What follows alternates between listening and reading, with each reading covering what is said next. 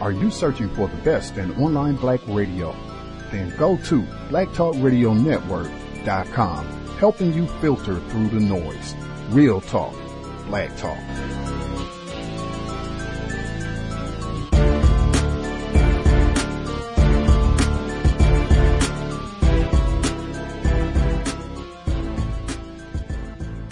The internet is full of half-truths and all-out lies. We've all seen them, and many people on social media complaining about it. Here's your chance to show and prove. WorldAfropedia.com is a black-owned and operated encyclopedia. There are several thousand articles, but we need help. We can't uncover all the truth ourselves. So please, join us and become a writer, editor, or blogger for WorldAfropedia.com today. Every little bit counts. We owe it to the future generations to put the truth out there. Visit WorldAfropedia.com, the African-centered encyclopedia, a global database of African knowledge for the purpose of bringing about global African wisdom and understanding. WorldAfropedia.com.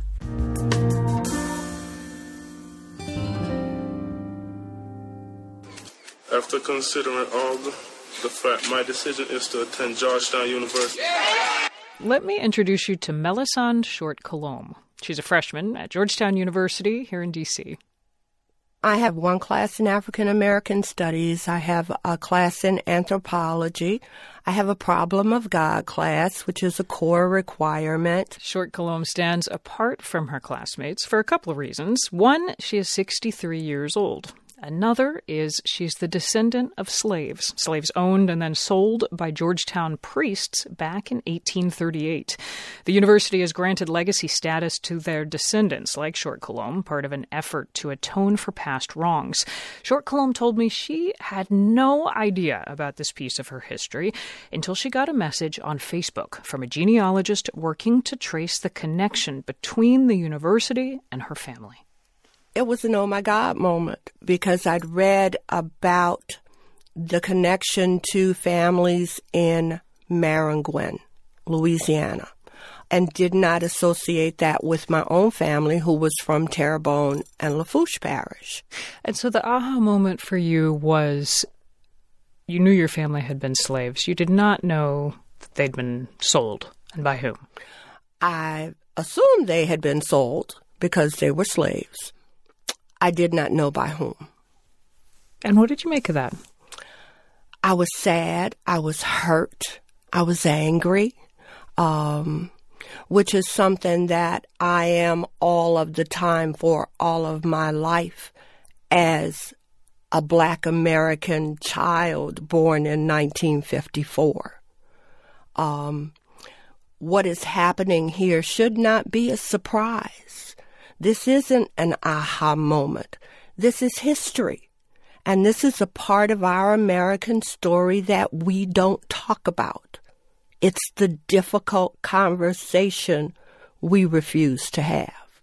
And how for you does going and being a student, walking that campus, how does that in some way start to set things right in your mind? I don't think my being there actually starts to set things right. That's really not what's happening here. And I don't think we should misunderstand that. I made an application and was accepted as a qualified individual to attend Georgetown University. You had to apply like I had to else. apply like everybody else. I have student loans. I have scholarship. I have Pell Grant. I have work study. I have all of those things that go into being a student and being a somewhat disadvantaged student. What did your kids say? We should mention you're a mom. I am a mom. I have 4 adult children and 2 granddaughters. Oh, my goodness. So your kids must be older than the students you're dorming with now. My oldest daughter is 38. And what did they say when you said, I'm going to go back and give this college thing a shot? This is a mom move. This is a mom move. I used to tell them all the time when they were growing up, when you are adults, you're going to have to call one another to see where I am. I am not the hovering helicopter, have a grandchild so I can have something to do with my life, Mom. No, that's pretty clear. I'm the mom who's got to work until she dies. So this is a typical thing for me to do. I wonder what you feel just walking around campus, looking at some of the beautiful buildings there, knowing your ancestors helped build them and not out of their own free will. I feel good about it. Really? And I feel like I am we who are descendants on campus now, there are 3 of us on campus, and I feel like we are the dreams of our ancestors realized. We are prayers that are answered. We are 180 years in the future of people who were terrified on some days in 1838 when their lives were dramatically changed. And it's taken that long for us to talk about it. It's a beautiful way to see it. Thank you so much for speaking with us. You're welcome. Thank you for having me. That's Melisande Short-Colomb. She is descended from slaves owned and sold by the Jesuit priests at Georgetown, and now she's enrolled there as a college freshman. Why haven't you learned anything? Tonight, some students and community members are upset with Lipscomb University for what seems like a lack of sensitivity at a special president's dinner. The event was called specifically for African American students, but the menu and the table decorations were shocking to some. The centerpieces featured stalks of cotton, and the menu included cornbread and collard greens. Tonight, News 4 can confirm the cotton floral arrangement was used only on that night. Tonight, we talked to a student who says she and others were greatly offended and confronted the president. He says that he saw it before we got there. And I said, sir, if you saw it before we got there, why didn't you take it away from us? I said, this is very offensive to us. We are offended. He not once did he apologize, not once did he show remorse. This is what he says when he walks away. It's inherently not a bad thing because we're all wearing cotton. Well, tonight, President Lowry says in part, quote, the content of the centerpieces was offensive and I could have handled the situation with more sensitivity. I sincerely apologize for the discomfort, anger, or disappointment we caused and solicit your forgiveness. Now, the student who confronted the university president says the apology isn't good enough, that the president had the chance to make it right, but didn't. I do not think that he means it at all, simply because if he meant it, he would apologize when I first brought it to his attention and told him that we were offended. But he didn't apologize. So I honestly do not feel like there was any sincerity in that. Now, there was another special dinner the night before this one for Hispanic students. Dinner that evening consisted of a fajita bar. As your body grows bigger, your mind must flower. It's great to learn, because knowledge is power. It's Schoolhouse Rockin', the chip off the block on your favorite Schoolhouse Rock. We begin tonight with an exclusive story. A Columbus family speaking out involving allegations that a teacher in Muskogee County allegedly used racial slurs when speaking to students in the classroom.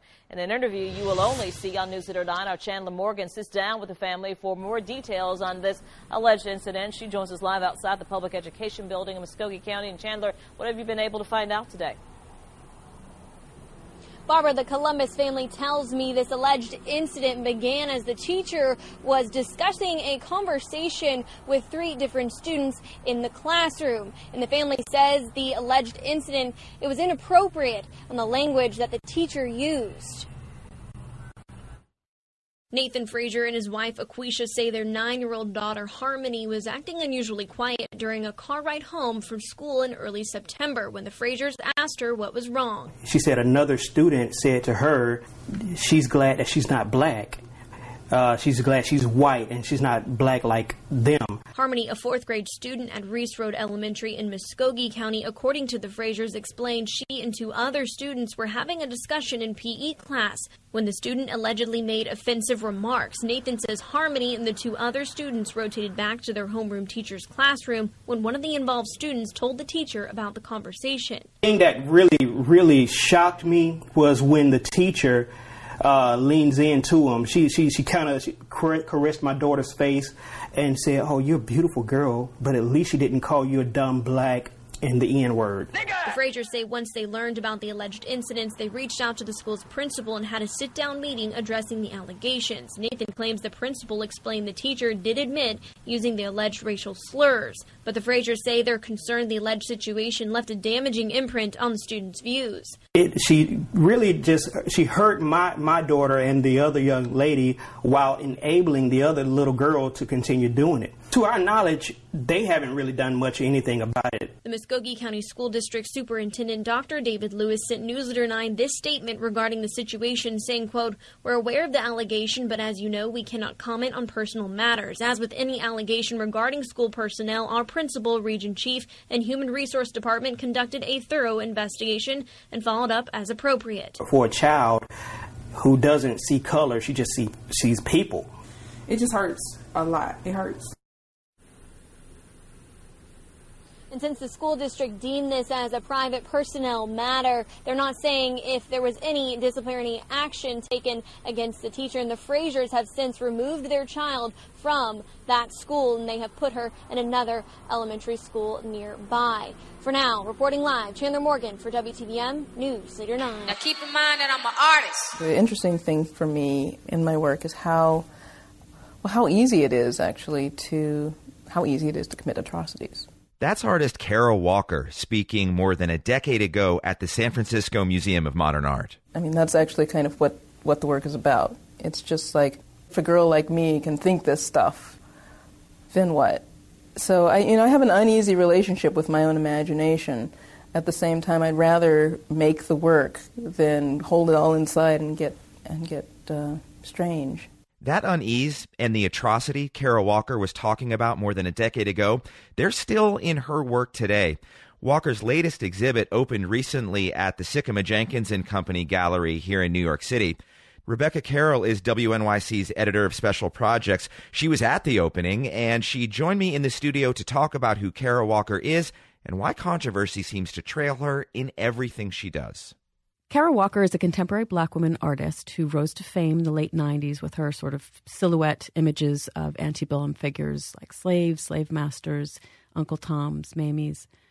She was awarded the MacArthur Genius Grant in the late 90s, and since then has sort of continued her ascent into the art world. What's typically in her images that has made her, frankly, very controversial and the focus of so much attention since she rose in fame?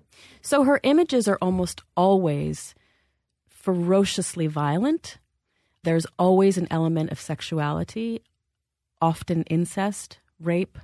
It's really about the kind of warring ideals and the set of rules that was going on in Reconstruction and slavery. And so it's both how black and white people interacted during that time, and the way that they interacted during that time are almost always violent. Now, Rebecca, you clearly have an appreciation for Carol Walker's work, and a lot of people do. But the controversy that has followed her throughout her career has come from other black artists. There have been entire campaigns from fellow black artists against her work. Why? Most notably, the veteran black artist Betty Saar launched a letter-writing campaign against Walker in the late 90s following that first big exhibit, saying that it was, salacious and violent and negative. And I think that Saar felt kind of betrayed in a way as a fellow black woman artist, because if we're given opportunities to reflect, to represent, to explore our culture and our history, the argument is that it should feel empowered, right? That is the expectation. And I recognize and I understand that controversy and that feeling of, why are you subjugating black women again and again and again in this way? Do we really need to see this, do we really need to see this over and over? But I also think that it's a more traditional way of looking at what it means to create as a black woman artist. So you took a trip to Carol Walker's show, and you took along a young black essayist who's new on the scene, and a friend of yours I know named Ashley Ford. Ashley writes about art and culture and gender and race. and was new to Kara Walker, I think. Hadn't really heard much about her or seen too much of her work, but the two of you went on to the show and you brought a microphone along, which is a good thing. So let's listen. My eyes first went to the trowel, digging a grave. The way the tree has no fruit, no leaves, it's a barren tree, holding up all of these like images that to me are just like, oh wow. Like, look what this tree has to bear, and it looks like it's like sacrificed its fruit to hold it all. And this kid with like the KKK, like the sheet over his head is cutting at it. The fact that he's cutting the branch that holds him up is, whew. Yeah. But also, we look at this idea of negative images or salacious images, or, I don't know what it is that makes me feel like there's so much love put into this work, if only because of the sheer amount of detail. How do you spend that kind of time creating that kind of detail? Look at these boys' eyes over here and the shape of his lips without feeling love. How did a young black woman who was brand new to Kara Walker, maybe not party to all the controversy for all those many years, take in this show? It was deep. She really had an experience. The one thing I will point out is that we didn't look at the titles of the pieces before we saw it, which made it so much more interesting because it didn't bias at all how we felt about it. But what was kind of oddly gratifying is that the way that we talked about the pieces, then we went back and looked at the titles, and they were all sort of like, oh, that's exactly what was going on in those pieces. I think that she, had a real experience, which was great to watch. Kara Walker herself has said she's not doing interviews around this new show. She seems a little bit sick of all that type of attention, but she has released a statement. What has she said about all of this? Pretty much exactly that, that she's tired of being the chosen token black woman artist with all the answers to race and racism in America. She's an artist. She is a black woman. She is someone who spends an inordinate amount of time with the work that she creates. And I think that that's really all she wants to do. But when you see the exhibit, or at least from what I took away from it, is that it's not that she is someone who's tired of standing up. It's she's someone who has redefined what it means to stand up. She's someone who has redefined what activism is. This was a call to arms for her. This exhibit is draped with politics and activism and reactivism and what we are living in right now. Rebecca, talk a little bit about what you think the deeper message of this work in the world right now, in this political moment, is. There is such a feeling of chaos. And as Walker said in her statement, this feeling of being under threat, if you are black or brown, female. There is a sense that if we don't escalate our emotions and our thoughts and our ideas to this fever pitch, that it will somehow, be excavated. So I think that what's so critical, you can't unsee these pieces. And what they say is we are still, certainly black women, black people, black America, living still in the shadow of slavery, living firmly in a body of racist ideology, and that we have to keep creating. Rebecca Carroll, thank you. Thanks, Todd. Rebecca Carroll is editor for special projects at WNYC. You can see photos from Kara Walker's latest exhibit on our website at thetakeaway.org. The hunt is on. And you're the prey.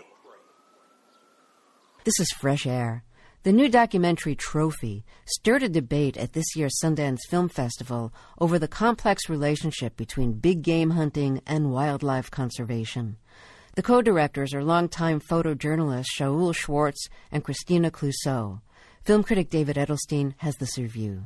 The documentary Trophy touches on African big game hunting, breeding, and conservation, and will leave many viewers angry and confused. The confusion is what makes the film extraordinary. Schwartz is best known for his 2013 documentary Narcocultura, which explored the celebration in some Latin American quarters of narcotics traffickers, violent outlaws who nonetheless symbolize a path out of poverty. In the same way, it's not so much the morality of hunting and breeding that engages Schwartz, it's the convoluted economics. Consider the scene in a Zimbabwe rhinoceros ranch owned by John Hume, a man in his early 70s. A woman shoots a rhino, a ghastly sight. But then we see it's a tranquilizer gun, which isn't so bad. But then Hume and his men saw off the rhino's horn. Horrible. But then Hume asserts he saved that rhino's life because the omnipresent poachers won't kill a hornless rhino.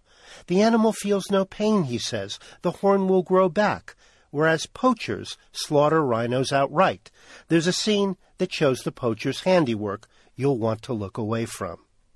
If you're an animal lover who thinks traffic in rhino horns, erroneously thought to have medicinal properties, is obscene, this is counterintuitive. But Schwartz and co-director Christina Clouseau give Hume's words weight. An animal doesn't go extinct, Hume maintains, when farmers can breed and make money off it. At the time Schwartz was filming, Hume had 1,300-plus rhinos out of a world population of 30,000. But because South Africa had outlawed the export of rhino horns, he's stockpiling them and losing millions, some of which he'd use, he says, protecting rhinos from poachers.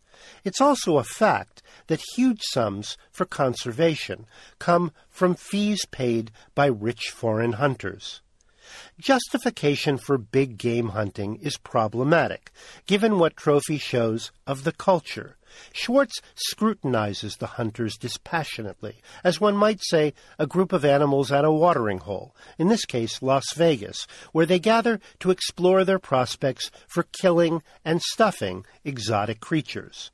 One half admires a hunter named Philip Glass, not the composer, for allowing himself to be filmed shooting animals and teaching his young son to do the same, which can't be said for Minneapolis-area dentist Walter Palmer, who went into hiding after luring Zimbabwe's beloved black-maned lion Cecil from a reservation and shooting him.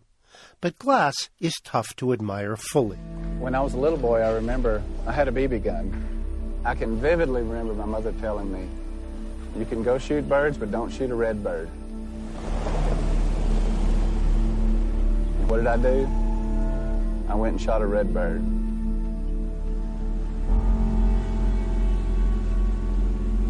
And I can still remember holding that bird in my hands and looking at its beak and just seeing how beautiful it was and how it was made. Right there in that moment, I realized that there is no way I could have loved that bird anymore, even though it was dead. And I think a lot of us as trophy hunters feel the same way. We just want that experience to go and hunt that animal one time. We really just want one. I don't agree that, as Glass says later, God gave humans dominion over animals and no government bureaucrat should take that away. But I was willing to listen to his arguments, until the scene in which he's led by expensive guides to where elephants gather and shoots a young one, which takes a long time to die, whimpering. I passed the time remembering a cartoon I once saw of a tiger in an easy chair reading a newspaper under mounted human heads. Trophy continues to stir ambivalence, though. We watch as police break into a shack in the middle of the night and terrify a family as they hunt the father who'd mutilated the rhinos we saw. After the arrest, an affable red-headed ranger named Chris Moore muses that sometimes he's saving animals from these impoverished poachers so that they can be hunted by rich men. Everyone in Trophy has his or her own set of values, and every value is in conflict. The movie is richer in all ways for its tangled sympathies. David Edelstein is film critic for New York Magazine. This is my rifle. There are many like it, but this one is mine. My rifle is my best friend. It is my life. I must master it as I must master my life. Without me, my rifle is useless. Without my rifle, I am useless. I must fire my rifle true. I must shoot straighter than my enemy who is trying to kill me. I must shoot him before he shoots me. I will. Before God, I swear this creed. My rifle and myself are defenders of my country. We are the masters of our enemy. We are the saviors of my life. So be it, until there is no enemy, but peace. Amen.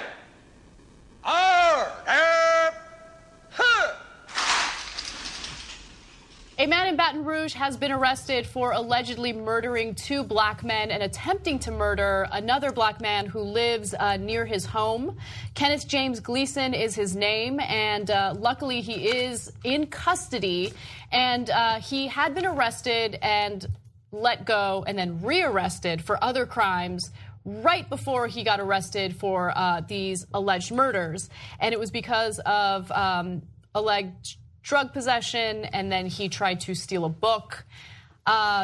This story is crazy, and I'm happy that he's in custody, especially when you consider what his motivations possibly were. Kenneth James Gleason is thought to have fired at 2 men killed last week while inside his car before getting out, standing over them and firing additional shots.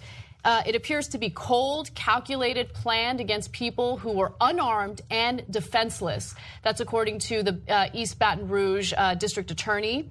On Monday, September 11th, Moore is the district attorney here, Gleason fired 3 shots from a 9mm gun at an occupied home not far from his own. Luckily, no one was hurt in that case. However, following that incident, he did kill 2 people. Allegedly kill people. The first known fatal shooting occurred Tuesday, September 12th, when Bruce Cofield was killed. Cofield, a homeless man known to people in the community, was fatally shot late that night. And then 2 days later, police say Donald Smart was found with fatal gunshot wounds. Smart was a popular employee at Louis Cafe, a diner near the Louisiana State University campus. Moore said they were able to link Gleason to the shootings early Tuesday when DNA found on the shell casings matched his own. Authorities also spoke to multiple witnesses who identified the same red car that Gleason owns and drives at the scene of these crimes. And so he hasn't been convicted, but he has been charged, and so we'll see how it plays out. But through this investigation, authorities are trying to, of course, find the motive and figure out whether or not this was racially motivated. And so far, they indicate that they believe that's the case, but they need to prove it, obviously. So they're working on that investigation right now. What kind of book was he stealing? Hitchhiker's Guide to the Galaxy, literally my favorite book. You just made that up? No, right? Seriously, it was Hitchhiker's Guide to the Galaxy. Oh, okay. What was the rest of that question? No, the reason why I said is because potentially that could tell you what his idea was. Also, book theft is a very strange thing to be locked up for, but arrested for. Still stealing. It's not. Yeah, no, I don't know. What do we do with this story? This story is a murder story. We hope we don't sit around and wait for the final result, but we keep monitoring it, and if things seem to be getting left behind, we pick up on it. But I look at this as like, this is a terrible, terrible story. Right. About someone who keeps getting... Here's what we do with this story. Yeah. This is what we do with the story, okay? We stop allowing the GOP to intimidate us. And when I say us, I mean so-called progressive lawmakers. We stop allowing them to intimidate us from draining resources in the Department of Homeland Security that are dedicated to investigating and countering right-wing, non-Muslim terrorism in the country, because that type of terrorism exists, right? So, look, in this case, he attempted to kill a black man, and then he successfully murdered 2 black individuals. Is it a coincidence that they're all black? I don't know. It might be, but I doubt it, okay? Dylan Roof specifically went into a black church and murdered black parishioners who, by the way, lovingly invited him in there to pray along with them. Right-wing extremism in the country is a real problem, okay? I'm not saying take the resources away from, any type of counterterrorism program looking into or investigating Muslim extremism, but I am saying that, hey, back in 2011, when the GOP intimidated Democrats and convinced them to drain resources from the Department of Homeland Security so there wouldn't be a portion of that organization looking at right-wing extremism, that was a little bit of an issue. I totally get all those things. Yeah. I So totally that's get what I all do these with this things. story. Missing from this story is on arrested suspect's computer is found propaganda related to right-wing extremism. Right now what we have is terrifying person kills black people. I mean, kills people. Well, targets black people specifically. So essentially, there is a process that is going to unfold, which is going to fill in all these blanks. I say we keep an eye on it. I just am waiting for the missing pieces to arise. It's good to point it out now, but if it turns out, I mean, just from a strategic point of view, those are all my goals, the goals you have laid out. But my strategic point of view, I wait until we find that missing piece that links. No, I get it. That. Look, I get what you're saying because, you don't want to, jump on a story and start assuming things before there's actual evidence. But it's gotten to a point where we're seeing stories like this pop up in the news more and more often. Heather Heyer gets murdered and run over due to white supremacists in, Charlottesville. Wow! Hey, yo, drama, hold up, son. Hold on. Stop the motherfucking record. All right. I want you to Pondy replay, drama. Pondy replay. Let's give him one more chance, man. Run that shit the fuck back. Heather Heyer gets murdered and run over due to white supremacists in, Charlottesville. Dylan Roof murdered those parishioners at that church. I mean, these stories keep coming up and people are losing their lives and we have lawmakers and a president that has emboldened this type of hatred. And so all I'm saying is there should be some entity in government that also spends some of our resources investigating extremism, period. Not just a specific type of extremism, but extremism overall, because it's not just Muslims that carry out, acts of terror. And we've seen acts of terror here in the United States. Like 75%. That's right. And we radical. keep having this, we keep allowing conservatives to totally take control of the conversation, right? And fearmonger, and it's just, I want the government to do what the government's supposed to do, which is keep Americans safe. And unfortunately, that is not what's happening right now. Rhetorically, why can't I jump to all those conclusions immediately? Because when you look at the example of the president, he jumps to those conclusions immediately without enough evidence. Not Charlottesville. Right. Well, he jumps to certain conclusions immediately based on what's most politically expedient for him and his weird, instinctive, sixth sense for pandering to bases. Mm-hmm. But I don't know. The one side of me says I would like to jump to this conclusion just because you're doing it. The other side of me says I gotta wait because no matter what they're doing, I want to wait until I have all the facts that back up this. I don't want to make the conclusion first. So I have a pattern. I see a pattern. I want to fill in all the blanks to prove that pattern to be something that is actually what's happening before I say it is. That's just it. I mean, I see this. It's absolutely devastating and horrible, and I don't want it to happen. Well, even the Baton Rouge police chief said on Tuesday following Gleason's arrest that the brutal murders last week probably saved lives because the 23-year-old would have probably killed again. The arresting of this person who did those.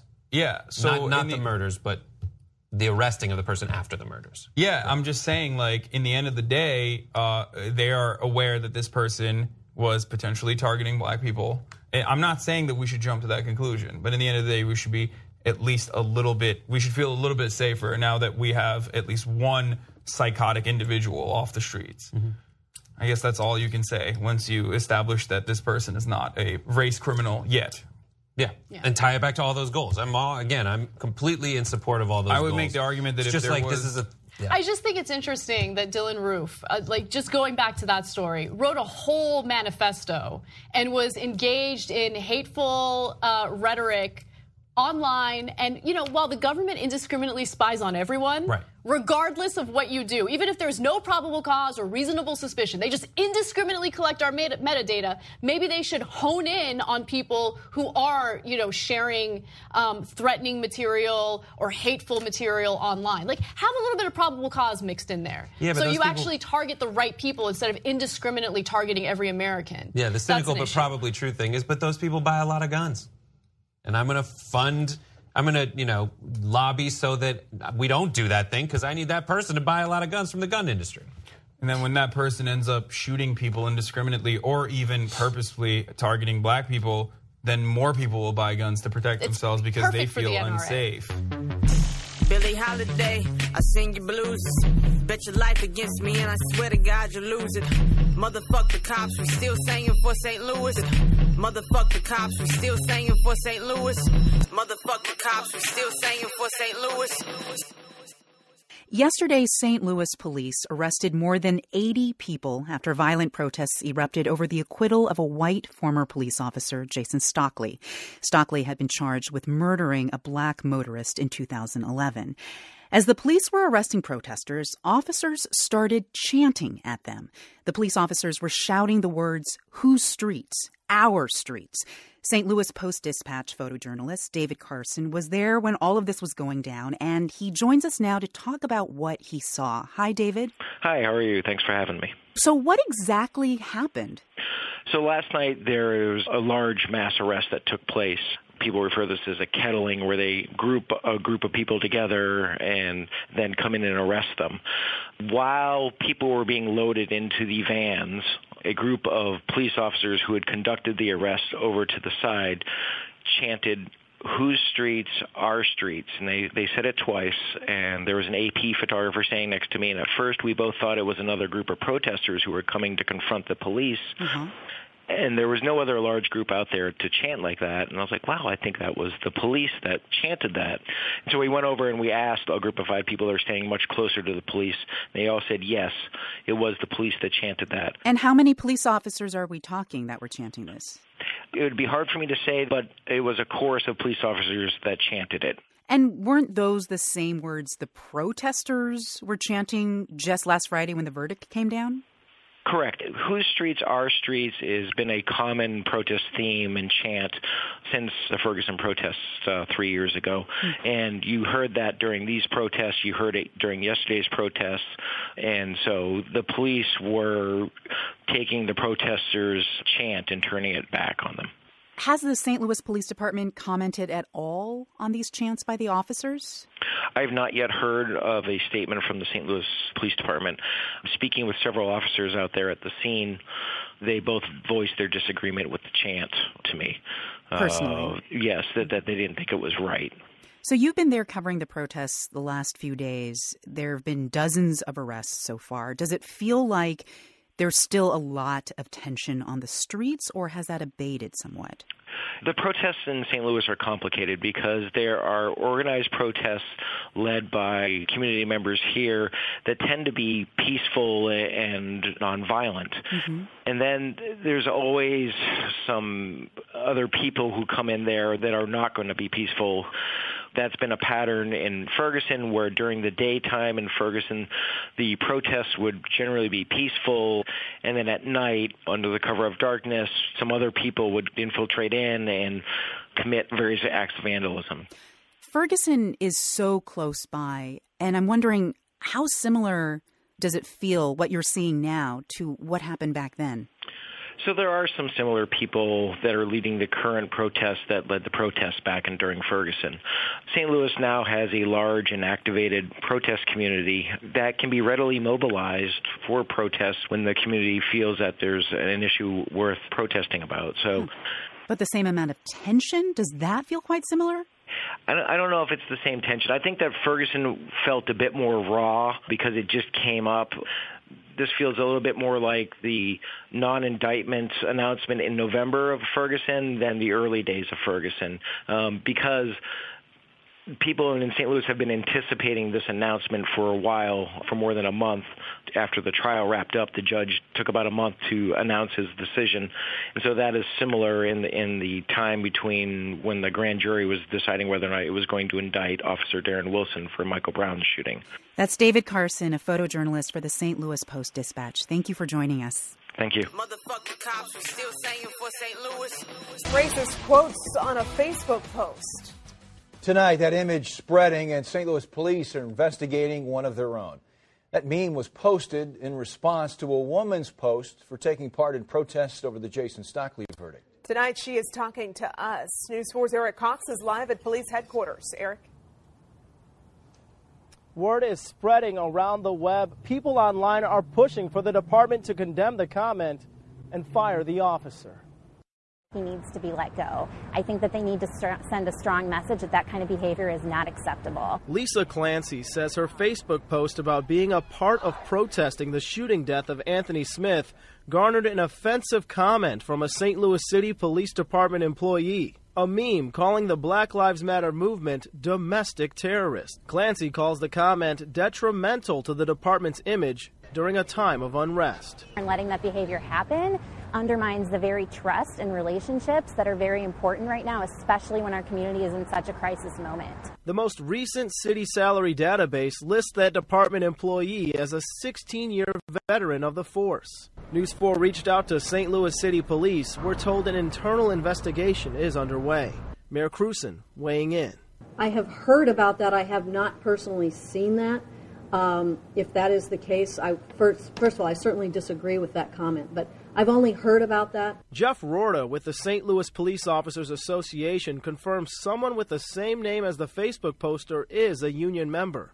Lisa Clancy claims she's tweeted city police about the offensive post several times and received no response. I think that their failure to condemn that publicly suggests to me that there's systemic racism in the institution. Rorta says even if the allegations are true, the only charge the department could bring against that employee is conduct unbecoming of an officer. And even still, he says they can't limit his First Amendment rights. We're live outside City Police headquarters tonight. Eric Cox, News 4. The message on Facebook today was loud and clear. Tyler Royston, a volunteer firefighter for Franklin Township, was involved in a Facebook conversation where he reportedly said if he went inside the burning house of a black man and he had a dog, that he would save the dog first and probably take his time coming back to get the black man. But then the messages get worse. Another post reads, "That's because one dog is more important than a million N-words." People who live here responded quickly. If he said that, I think he needs to lose his job. He doesn't speak for the people in Franklin. He is but one man. He should be fired. His job is to save people, not be political in any type of way. We did reach out to Royston for comment through his wife, but they declined. She said, quote, "This is nothing but immature drama. Seriously, get a life." Run that shit the fuck back. We did reach out to Royston for comment through his wife, but they declined. She said, quote, "This is nothing but immature drama. Seriously, get a life." Franklin Township Board Trustee Brian Morris didn't appreciate the immature drama. When you heard what was said, what was your reaction? It's honestly really sad. There's no reason to say anything like that. We're a community that obviously went through some recent things revolving the monument and all that. We don't need that here right now. There's no place for that. Royston's wife did respond on Facebook, saying in part, quote, "He admitted that he said things that were wrong and apologized. Everyone deserves a second chance." People should not listen to this fireman because he is not the people. We, the people, do not feel the way that fireman. Franklin Township's not a racist community, and I feel like he should lose his job. Canada. We should move to Canada. Last week, I told you about Joseph C.O.W.S, a man who was riding the TTC right at the end of the X down by the lakeshore and riding a bus back home, getting into a confrontation with a TTC driver and having that TTC driver punch Joseph C.O.W.S in the face. Joseph C.O.W.S went to the hospital after this happened, and he was told that he has a blood clot in his brain. Now, the last time I spoke to you about this issue We didn't know about any charges. I was asking, why on earth hasn't the TTC driver, the bus driver, unidentified as of yet, why hasn't he been criminally charged for punching a patron of the TTC in his face? Well, there's an update to that today. There are criminal charges that happened since I last spoke with you. The police have charged Joseph C.O.W.S with assault. They have not charged the driver who punched him in the face with assault. And now Joseph C.O.W.S has to go to court and face this charge against him when the police refuse to charge the man who hit him. I brought up on the show when I talked about this last week the fact that Joseph C.O.W.S is a refugee claimant from South Sudan, one of the most dangerous places in the world right now. Joseph's been here for a long time, and he was actually living in a refugee camp in South Sudan in the 90s when the Canadian government recruited him and said, do you want to come and move and get away from this place and have some more safety and some more opportunities? And Joseph C.O.W.S took that opportunity, and he's been in Canada ever since. I brought that up because it relates also to the fact that besides being a refugee and an immigrant, Joseph C.O.W.S is black. He's a dark-skinned black man. And I think that matters in this case. I know that it matters in this case because no one in the city of Toronto is going to tell me that if a black man like Joseph was the driver and that he, as the driver of a TTC vehicle, had punched a passenger in the face, that he would not be facing criminal charges today. Of course he would, and it would be right to charge him because any person who punches someone in the face, but particularly someone who's in a responsible position of authority like a TTC driver, any person who engages in that kind of behavior ought to face criminal charges. The way that the system is set up now is not something that I love or agree with, but that's the recourse that we have. And it hasn't been used, and we have to ask the Toronto police why they have now decided to turn the victim of a violent assault into the assailant, but they haven't charged or named this TTC driver, who's suspended with pay, by the way, according to the TTC. So that guy is sitting at home making money and not working. The man that he punched in the head has a blood clot in his brain and literally could have died. And I'm sorry to say this, because I very, very much fear for Joseph C.O.W.S safety, but his health is still at risk. Why is this being taken so lightly? Why is there only one story that you can find about this in print on the internet via CBC? How is it that such a blatant assault can take place like this, and there's just such a lack of response? And the TTC, by the way, is covering for their driver and saying that he was defending himself from being punched in the face. The TTC claims that Joseph C.O.W.S spat on this driver and that that's the reason why he punched Joseph C.O.W.S in the face. Now, as I mentioned last week, there are eyewitnesses to this incident who say Joseph C.O.W.S absolutely did not spit in the driver's face. There is video of this incident that the TTC has, and they have not released that video. Joseph C.O.W.S obviously also disagrees that he ever spat in the driver's face. But the TTC are covering for this, and they're suggesting that it was retaliation, and the union of the TTC has gone as far as saying that they're not going to put up with this kind of abuse, almost as if to say that they're now encouraging drivers to assault patrons. Now, we haven't heard anything from TTC chair Josh Cole on this issue, and I think we should. I think we should be hearing from him why this video has not been released yet and when it is going to actually be released to the public. This happened at the front of a TTC bus. There is a camera on the front of a TTC bus, on every bus. There is no reason why we should have these cameras in all of our vehicles if we're not going to be able to have footage in a time like this. You know, I talk about body cameras on this show, and I tell you that I don't believe in body cameras for police officers. This is why. Because when the same people we're trying to hold accountable are the ones who control the video that's being kept, they don't give it to us. When they don't want us to see something, they just keep it. How many videos have we seen in this country of black people being shot and killed in the United States, being abused, being intimidated, of non-black people, of all kinds of police activity. How many videos have we seen of body cameras of police officers who are doing something wrong being exposed to the public? Do you ever wonder how the public gets those videos? It's because the police turn them over. It's because the transit officials in the United States turn those videos over to the media. Here in Toronto, we have a TTC saying, oh, we have to review the video. It's not yours. It's the public's video. It's there for public accountability. And the fact that it hasn't been released yet is appalling. Joseph C.O.W.S does not deserve this treatment that he's receiving. This, I would say, what's happened here is that a TTC driver did something really, really bad. And now Joseph C.O.W.S is being scapegoated in order to cover for the really bad behavior that this TTC driver has engaged in. And Josh Cole, who's the chair of the TTC, you're going to be complicit in covering for the TTC if you don't immediately release this video. You have a responsibility to say something now for Joseph. There is no reason why this video ought to remain a secret. If it's going to come out in court, what's the difference?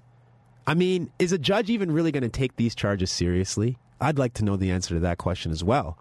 Is a judge really going to take seriously the idea of a TTC driver saying, somebody spat on me, so I punched him clear in his face, and the judge saying, yeah, you know, we need to put the victim of your punch behind bars, or we need to sanction them or punish them in some way. Is that really going to happen, or is the judge going to say, get this out of my courtroom? I really hope that that's what happens. But we're going to wait and see. I mean, more obscene and ridiculous things have happened to black people who are victimized by public officials in the past. The state gets away with this stuff a lot, which is why they're so emboldened to keep doing it. But Josh Cole, you've got to make sure that this video comes out. You've got to make sure that Joseph C.O.W.S is actually being protected. What would have happened if the worst outcome had happened for Joseph C.O.W.S that evening, being hit in the head and having a blood clot in his brain? What would we be talking about right now? Does somebody have to die in the city of Toronto as a black person being assaulted by a public official before we're going to take it seriously? And by the way, what's up with the Toronto police not charging the driver in this instance? I mean, we all know what's up, but I got to put it out there. Caller to this show last week got upset because I implicated the police in this whole issue. But it's their job to lay charges, is it not? We ought to be upset if the police don't lay charges against somebody during such a blatant act of violence. That's like their only job. But it hasn't happened to this point. So what I'm saying is the charge of assault against Joseph C.O.W.S, that charge needs to get dropped immediately. That's despicable. It's turning the victim into the assailant, and it's a lie. The driver needs to be named. We need to know who he or she is. And that driver needs to face criminal charges for what they have done to Joseph. And finally, all this video footage, all these countless hours of video footage on every TTC vehicle and every TTC station, well, that's public information. It doesn't belong to the TTC. And they damn well better release that video. Otherwise, we shouldn't be paying to have all these cameras watching everything, because it's not worth it for us as the public. If we're not going to get accountability when something like this happens, get rid of the cameras, because there's no purpose for them.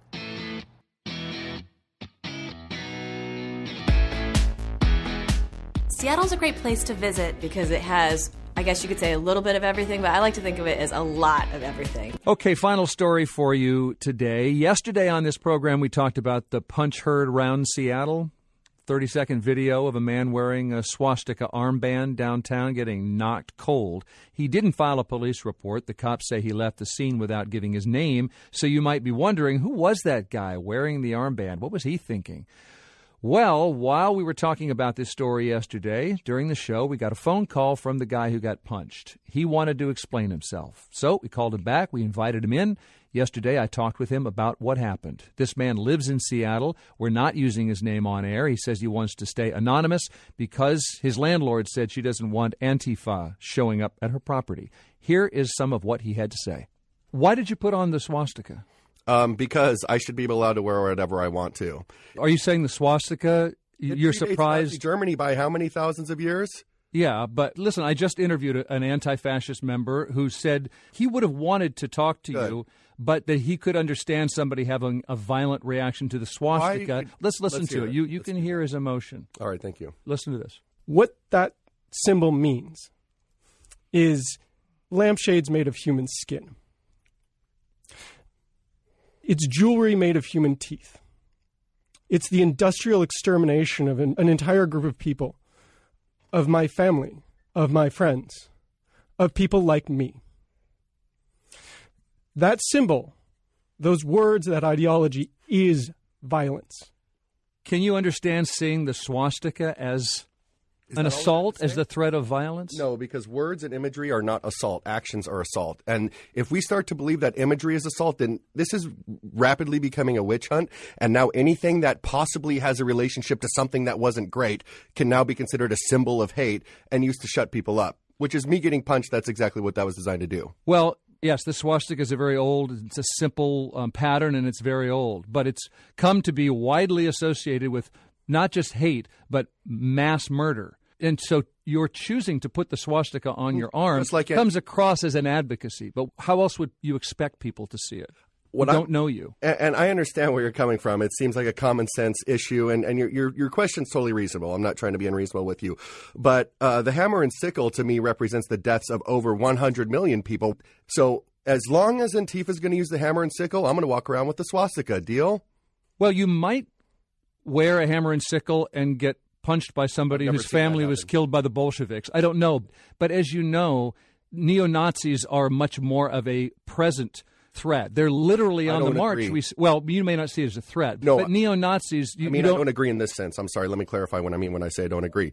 Antifa is blatantly anti-capitalist, and they couch that in being anti-fascist. And so they're trying to conflate free market activity with some form of imperialist... they lump this imperialist, capitalist, fascist all into... And it's not the same thing. And I don't think that's a fair characterization. But you weren't wearing a fascist T-shirt. We're talking about a swastika. What does a fascist T-shirt look like? I've never seen one. What I'm asking is, you brought up a hammer and sickle. I'm just saying, can you understand why a swastika seems might bother people? Like yes. more of a present? More people die. Why is it more present? We have people literally marching with hammers and sickles. I'll answer. Because we see people with swastikas literally marching any day. Yeah, it happened last week, and it could happen next week. And you might agree with them, but President Trump sees a white supremacist rally that ends in death and says there's good and bad people on both sides. There's violence on both sides. Yes. Nobody wants to talk about that. But I'm making sure that we're not talking past each other, that we understand why the reaction is different to a swastika. That you I don't see why it should be different. Okay. What did you think would happen in the streets of Seattle? What did you want to happen? I didn't have any clear expectation in mind. What I really wanted was to be able to go out, walk around for 45 minutes, an hour, and come home without incident. That's what I ideally would have happen in a free world where everything you wear isn't constantly monitored by the Citizens Anti-Fascist Brigade. That's something we should be able to do. And what bothers me is that, quote, news outlets like CNN are trying to characterize, because this is what I'm talking about with the progression. They're now trying to characterize everybody who voted for President Trump as an implicit white nationalist. I think those were their exact words. So at some point, if I walked around with a Make American Great baseball cap on, I can be stabbed. That's happened to people. The left has made it so that there's no distinction between actual fascism and sort of a conservative point of view. And I think that's what's dangerous for society. And I think that that's what I was trying to demonstrate with my little escapade. Well, thanks for coming in and telling your side of this story. Thank you for having me and allowing me to do so. Again, that was the swastika armband-wearing man who you may have seen getting punched and laid out at 3rd and Pine. And I mentioned in there that I spoke with the anti-fascist who was shot in the rally at the University of Washington as the right-wing figure Milo Yiannopoulos was speaking. I talked with Josh Dukes about that punch and about white supremacy in this country and the uses and abuses of violence and compassion. We had a good conversation that you can hear now because we are tweeting out a link to that conversation right now. at KUOW. I'm Bill Radke. Thank you for tuning in, and we'll be back at it tomorrow. Hope you can join us. Well, see, again, the people who classify themselves as white are not happy with their appearance. Now, they've taught us to be unhappy about our appearance. You see, but they're very unhappy about their appearance. I think there's an article in the handout about a white woman who was in Hawaii, and she said that being around the Hawaiian people and the Asian people, and she said she was tall and white and pale, she said she felt like a freak. And so then she started getting involved in genetic science. For the first time, scientists have altered the DNA in human embryos to make a fundamental discovery about early human development. Scientists say this proves that modifying genes in human embryos can reveal powerful insights into the earliest days of human life. NPR health correspondent Rob Stein explains. Tinkering with genes in human embryos has long been considered off-limits because of fears it could mess up the human gene pool or lead to genetically modified human beings. But scientists like Kathy Neacon of the Francis Crick Institute in London have argued that they could make big discoveries about basic human biology. The purpose of this research is to uncover insights into the function and the role of key genes in this important critical window of human development. When a single cell somehow begins the journey towards becoming a fully formed human being. So Nikon's team used a powerful new gene editing technique to inactivate a single gene in dozens of very early embryos. This research is really the first time that genome editing has been used to study the function of a gene or the role of a gene in human embryos.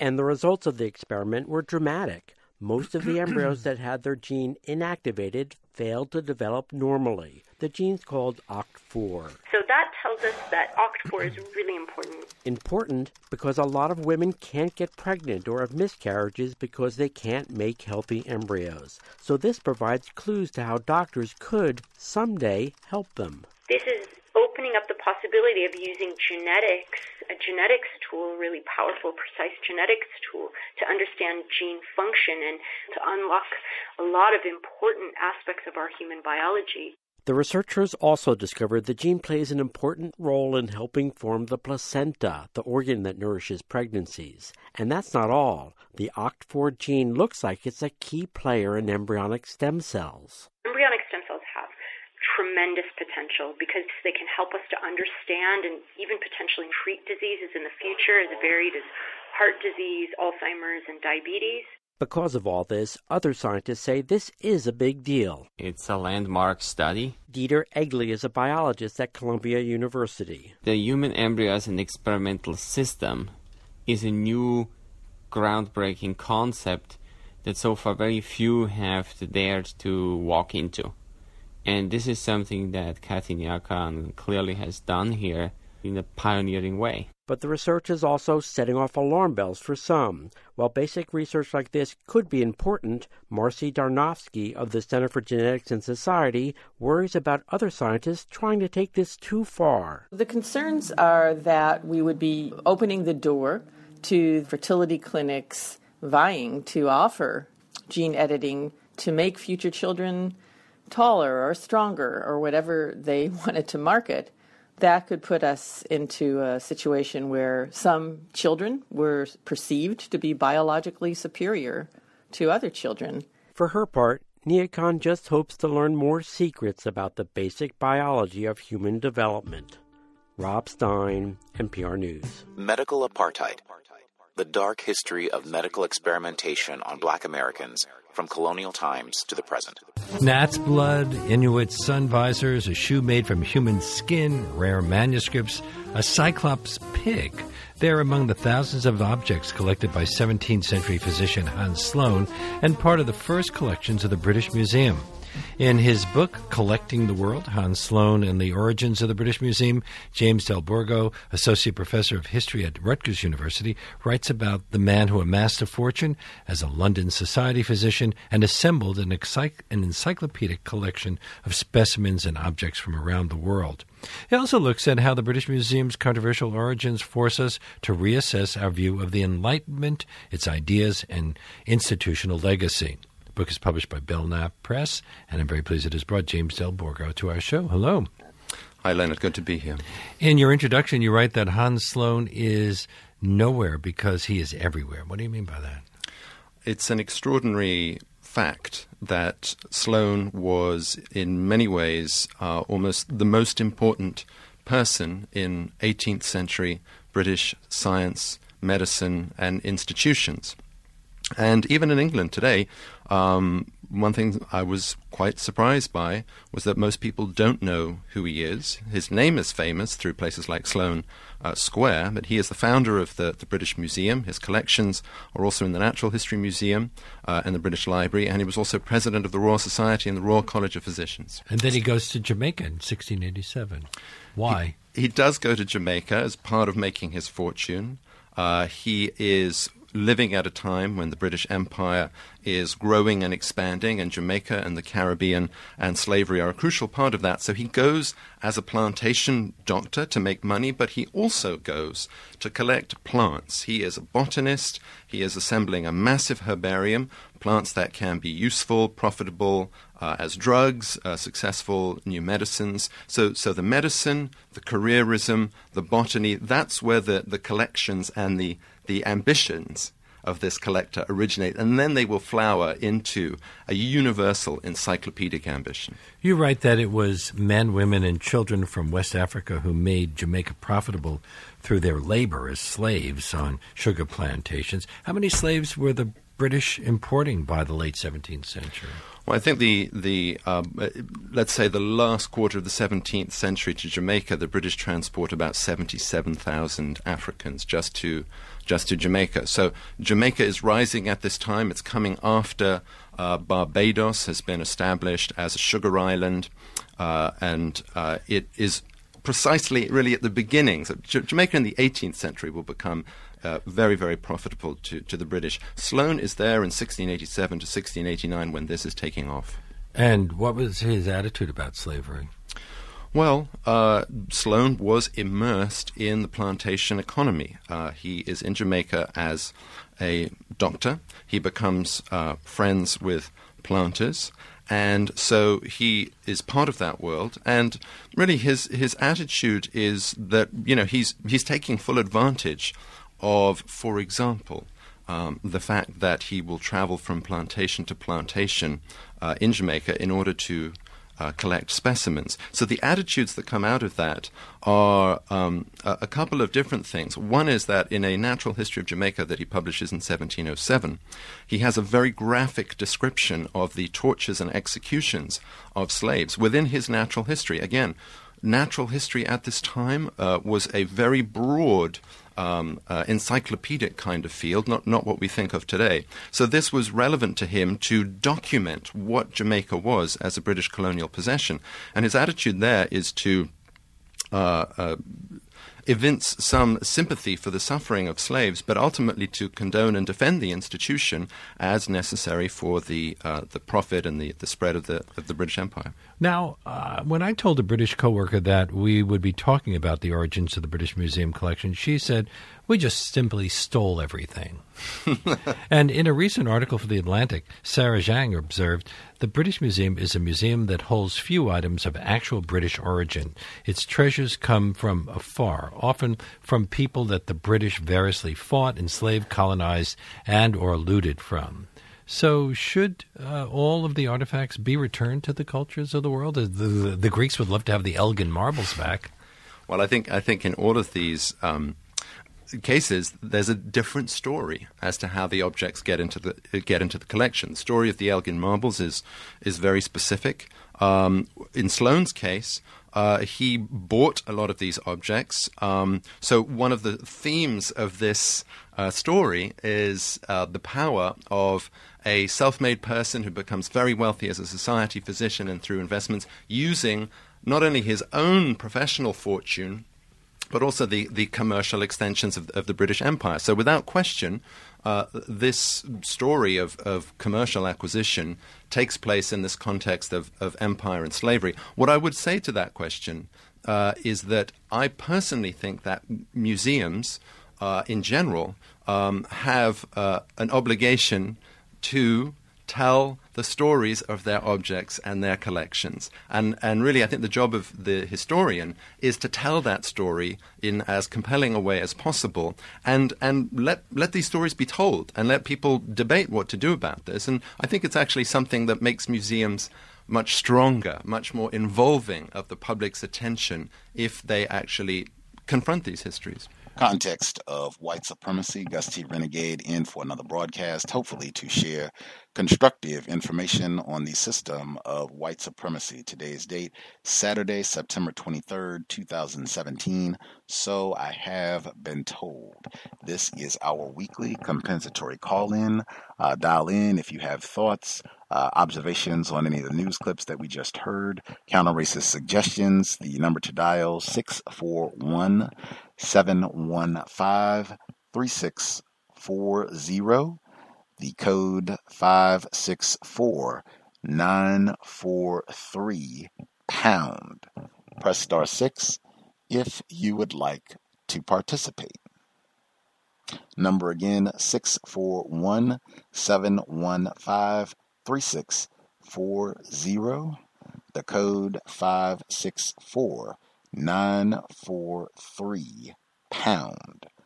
Press star 6.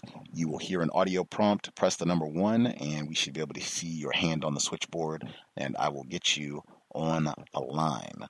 A couple things before we get to callers.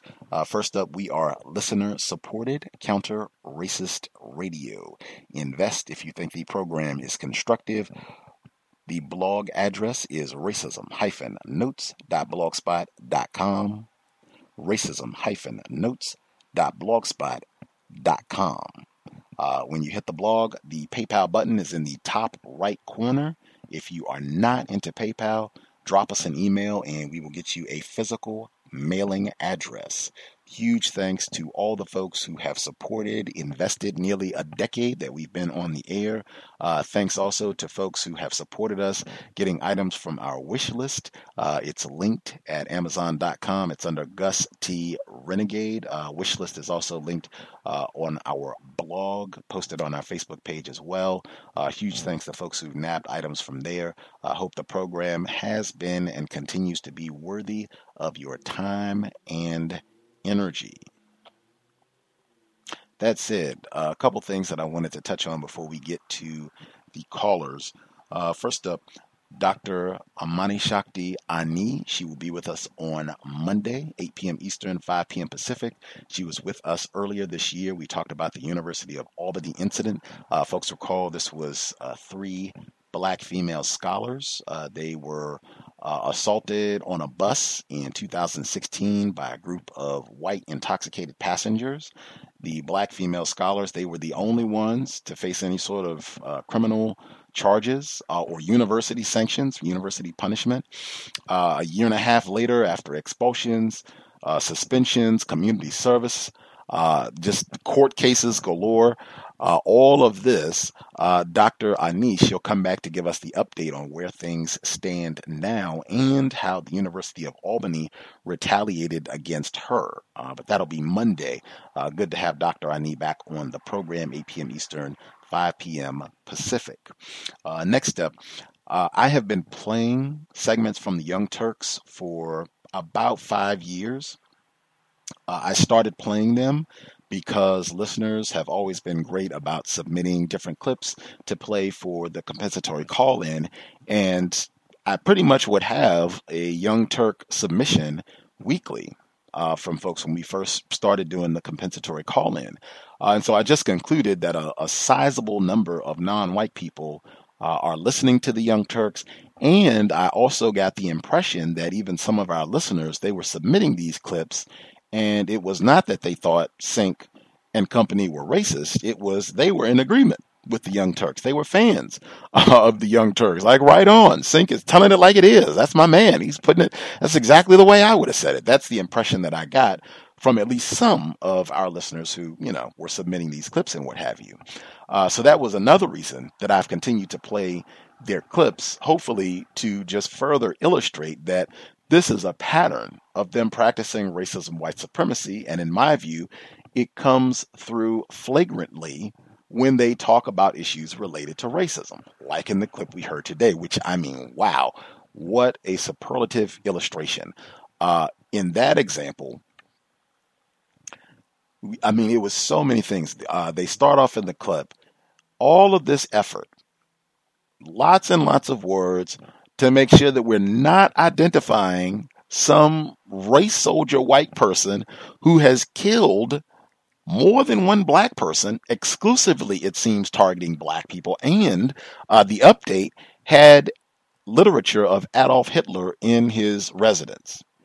Not that, we needed that. I mean, but bodies in the street, I could see it would be different if it was just me standing on a corner saying, oh, yeah, I think this guy is racist. Now, okay, that's just taking somebody's word. But I mean, you got bodies piled up in the street and this person has been arrested.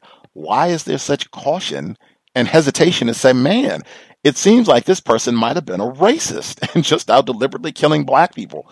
Why so much caution? In my opinion, that is an act of racism. And they did the same thing last week. Remember with Sync? He was talking about those young white urchins who lynched a young non-white child. Same pattern, week to week. And then Anna Kasparian, just like last week, she comes in, the good white person. She leaps in, oh, no. It's the no good GOP. They're the ones who keep us from passing correct laws to go after white terrorists. It's not all Muslims and blah, blah, blah. That right there, in my view, a more sophisticated method of practicing white supremacy because, again, it is minimizing the racists are just the Republicans. The racists are just the GOP members. The racists are just Donald Trump, the Tea Party, their supporters. Nothing could be further from the truth. That is another slick tactic that I think a lot of victims of white supremacy do not understand. Then our very own Anna Kasparian, she comes back again. These types of incidents, killings, I presume, these types of things are happening more frequently. What is the first thing she mentions? Heather Heyer getting killed in Charlottesville. I think I've said consistently, white people love those type of incidents. She will be, not to use a metaphor, but the same manner that whites worship and praise and mandate that other non-white people worship and praise John Brown, the same sort of treatment is going to happen with Heather Heyer. You're seeing it right now. We've seen it for the past month or so already, and that's just going to continue on infinitum. And it's dangerous because, number one, it gives the suggestion that not all white people are racist. This Heather Heyer certainly wasn't, right?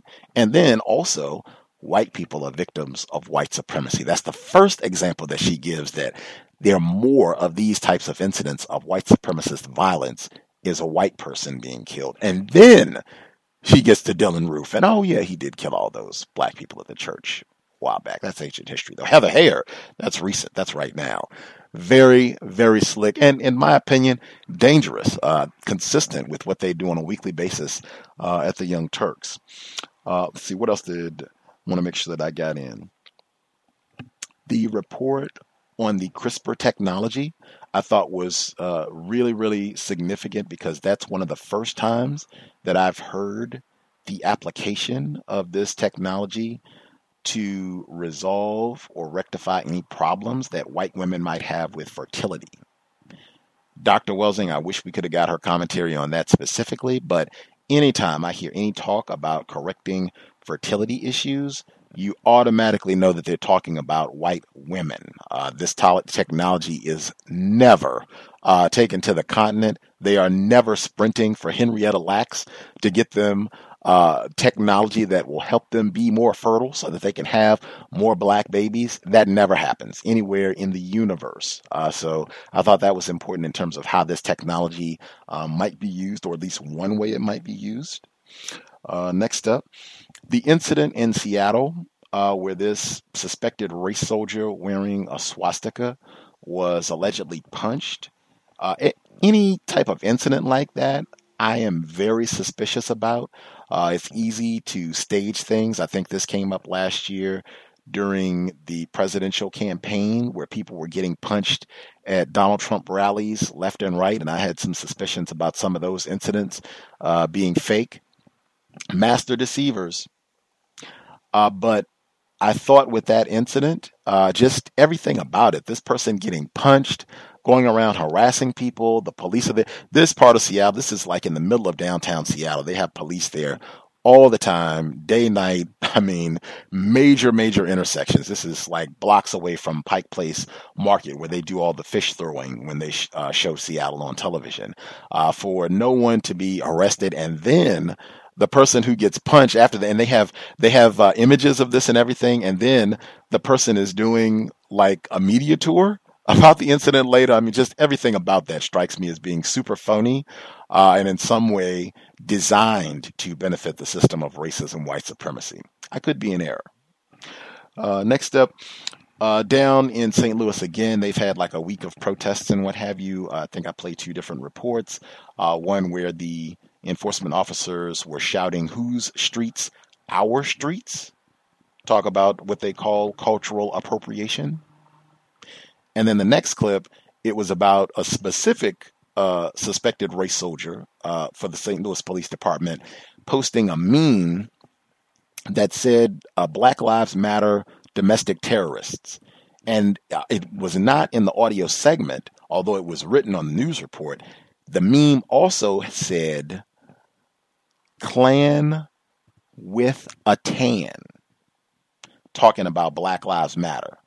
Klan with a tan. Continuing.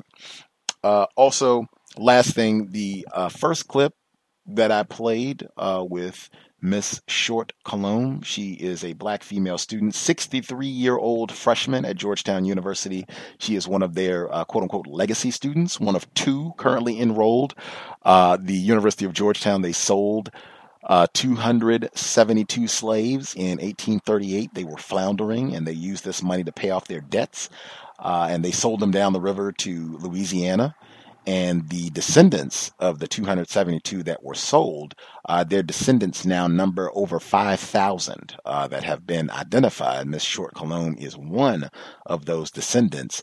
And Georgetown, they've been in the news a lot over the last year or so, talking about this sale and identifying these people and atoning and reconciling. And I'm writing a report about all this, basically saying that they, like I would expect from whites, have done absolutely nothing. They didn't give a scholarship, or I'll put it this way, they didn't give free tuition to Miss Short Cologne. They didn't write her a big check so that she has no loans, no financial worries for her 4 years of education. Nor did they do that for any of the other descendants. They haven't went out to find them and encourage them to come to D.C. and get a world-class education that might better their lives for a school that has a $1 billion endowment, billion. They haven't done that at all. It's just been the same tacky and trifling conduct. But it was great. I interviewed Miss Short Cologne. I spoke with her Friday morning for about an hour to get more details and to write up my report. But you can look for that. It should be coming out sometime in the next couple of days. With that, if I could request for this program exclusively, if we could not use metaphors. I think I just mentioned the St. Louis suspected officer in St. Louis, suspected racist in St. Louis, who posted this meme, "Klan with a tan." That right there is why, or that is a great illustration of why on this program I encourage no metaphors, just for this program, because racists like that will use metaphors, analogies, similes, comparisons to compare two entities that are not similar at all. That is a major way that white people practice racism. That is a major way that whites practice deception. It generates confusion. They are extraordinarily skilled at it. Clan with a tan. Victims of racism, we have been exposed to this behavior for all of our lives. We picked up some of that. We've picked up some of that conduct, and we are still learning, Gus T Renegade included. As such, sometimes we express our thoughts on ideas where we are still thinking. And sometimes we'll use a metaphor to convey our thoughts, hoping that metaphor accurately conveys what we mean. Often the metaphors do not. They generate more confusion. They do not aid in establishing clarity. If we could just be explicit, exact with what we want to say, that would be greatly appreciated. I will prompt about that. Again, no metaphors, just for the compensatory call-in. Also, if you could limit your commentary to 5 minutes, whatever it is that you want to say. If you could just take 5 minutes to say it. If you have additional commentary, if you could wait until everyone has had at least one opportunity to share, and then you can add your additional commentary. Also, like to ask if folks, if you know you're in a noisy environment, if you could use your mute button, that would be greatly appreciated. I want to help preserve the quality of the broadcast. So you can say whatever you need to say, and then once you're done, if you can mute your line, that would be grand, and you can unmute yourself when you're ready to speak again. The number to dial, 641-715-3640. The code 564943 pound. Press star 6 if you would like to participate. First few folks who dialed in with a hand up, line should be open. Proceed. Can I be heard? Yes, sir. Hey, how's it going, everyone? Good evening, Gus. This is Keita. So I guess I'll start with the whole British Museum, the segment about the British Museum. It seemed it seemed exactly what I would think the British Museum does and what they did. They essentially went around the world, took artifacts from different cultures, and they keep them in that museum. But one thing I noticed that is very dangerous about that museum is because the British control those artifacts, they control the narrative around them. So, for instance, if you go to the British Museum now, you will see a collection of bronze heads from the Benin or the Yoruba culture in what is current-day Nigeria. And the story around those heads is essentially the British came to what is now Nigeria, to where the Oba or king of the Yoruba people of that empire were, and there was a battle over slavery. The British say one of the official lines from the British is that they helped to abolish slavery in that part of Africa, and those heads were acquired through a war. But what is interesting about that is not what the locals say. The locals say their kingdom actually was not involved in any type of slave trade. As a matter of fact, every time the British came to them for workers or slaves, they told them, you can go fuck yourselves. We're not about to sell our people. And I think it's very important because... Program is G-rated, please. Sorry, excuse me. And what's interesting is that if you look at genetic analyses of ancestry of various peoples in the Western Hemisphere, you find that a lot of them were from that same stock of Yoruba culture, which is why one of the religions is so big in this part of the world. And just using logic, I find it hard to believe that people were actually selling off their brothers and sisters. And it seems more like the Europeans were able to essentially conduct a multitude of raids. They were able to destabilize a multitude of economies, and they ended up getting They ended up being able to capture people. But the official notice, but what the British are saying is that they bought them, which is completely false. But, since they control the artifacts, they control the story. And I'll mute my line from there. Appreciate that. Other folks who dialed in with a hand up, if you have commentary you wanted to share, your line should be open. Proceed.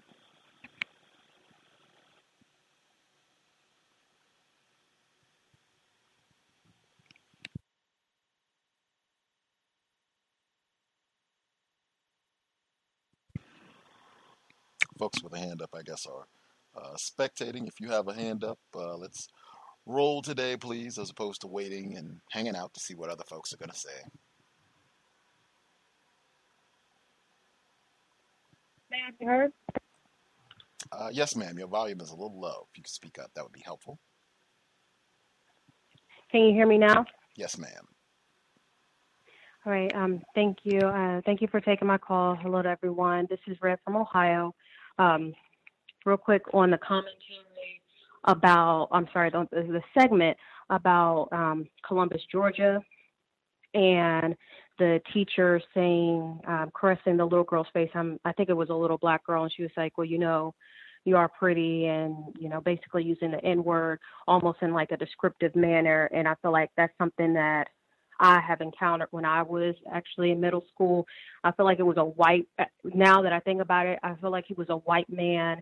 He had like what I guess we would call a Spanish name. And I would think that he would be classified as white, thinking back on the situation. And when we were taught about the Holocaust, which we had extensive teachings about the Holocaust, didn't really have probably about 1 or 2 pages about the civil rights era. That's basically it. But he was basically trying to let primarily a class of black students, males and females, try to make them understand how the plight of the Jewish people the white Jews basically were so horrible. And he used, it's hurtful when someone calls you a spick or a nigger. And it always stuck with me because it just seemed like I didn't think that someone, especially a teacher and someone who looked white, should say that, even if they're just trying to explain, that's not a good thing to say. Now, on my commentary, I went to, also, of course, I've been continuing my research on the heroin epidemic and on Netflix, and I did think it was a constructive a constructive documentary. It's not about Ohio, but it is about West Virginia, which is not that far away. It's just right underneath Ohio. It's a documentary called Heroin with the E in parentheses, and it kind of discussed the epidemic in West Virginia. And one of the white female prostitutes, she was going to come to a rehab in Ohio. Now, the other thing that I wanted to report on this week was I attended a open house for a black child who I know. I'm close to his mother, and the main thing that the notice was that his teacher, a white man, he has his classroom basically set up. He calls it a platoon, and their name, I guess. The different classes have different names, and their name is Team Boot Camp. And I asked him, and definitely was staying in the question lane, asked him, well, why are you doing, basically what was the motivation behind it? He was like, well, it was basically paying homage to the military. The main thing, and I have a lot, but I'm going to try to stay within this 5 minutes. The main thing was that I was in he made several different, I would think, suspected racist comments. He had, it was in the classroom because his mother wanted to stay back in the classroom and speak to the teacher alone. It was his mother, it was the child's mother, father, and myself. And he was like, well, you're doing a whole lot. He basically was talking to the child. It's like, well, you're doing a whole lot better. You actually have a support system. You have all these people around you. and he used the term, when he was describing how, how their school system is run, or how the school system is within that school. Sorry, that's probably not the right words to say. He said, well, we're not like the lily white suburban schools who hold your hand all throughout the year. We basically will only hold your hand. These are his words, not mine. We will basically only hold the children's hand, just kind of help them with lockers and stuff like that. And the child's mother, she didn't know what lily white meant, because I talked to her outside of it, and I'm outside of the school, and I'm like, yes, he used that term. Lily white means, the whitest of the white. And then she later on went to research it. That's all I'll add for now. Thank you for allowing me to share. That's great. If you, if you have the time to help out, lend services, if they're parents, if they're going to meet teachers and maybe they don't feel comfortable, if you just want to pitch in, or if you actually care about the child. I cannot imagine it being something that would be frowned upon if an uncle or an aunt or a grandparent or, just a family friend wanted to also participate in a child's meeting at school. I can't imagine why, as was stated, the support system would be rebuked from the schoolhouse. Other folks who dialed in with a hand up, if we've not heard from you, a line should be open. Proceed. Can I be heard? Yes, sir. Okay. Peace to the callers, to the hosts, and to the platform. I just wanted to speak on a little bit maybe about the area of people activity called war, that we commonly call war. And basically, this week we had a lot of talk from Trump and the racist white supremacist ideology about wiping a group of non-whites off the map because of their, political agenda, which politics is another area which everyone is engaged in. And I just found that, I found it to be strange that, here is a white nation talking about eradicating the non-white nation, but if non-white nations were to treat white nations and white people like Trump is trying to treat North Korea, then, there would possibly be no more white people. And so I found that very interesting this week, that the powers that be are instigating war with each other while black people are basically subject to the war, since we're not participating in any kind of formal government of our own. We don't have any formal army. We don't have any of these things on the international playing field. And so I think that that's very vital to our survival, that, if everyone else is participating in war and we are not, or we are confused about who we are fighting for, what we are fighting for, I think that those things hold us back. And I've noticed that our differences in religion and spirituality is one of the main things that keep us from enacting something in real time, manifesting it in real time and saying, hey, we identify like this. This is what we think, and we're willing to fight for what we believe, or die and live for what we believe, just like most other nations of people. And I just wanted to add that black is not a nationality, and we consider ourselves African Americans, and I think that whatever parts of America we like, we can take with us. And I don't think that we will really have a good option or chance until we decide that we want to change our situation, whether that be formally leave and gather together under some governance of our own. Because if we're not governing ourselves, other people are governing us. And until we're ready to be our own police and our own judges and all of that, I really don't understand what the black people are talking about. That's all I wanted to say. Yes, sir. Other folks who have dialed in with Can I be heard? Oh, yes, sir. Thomas in New York.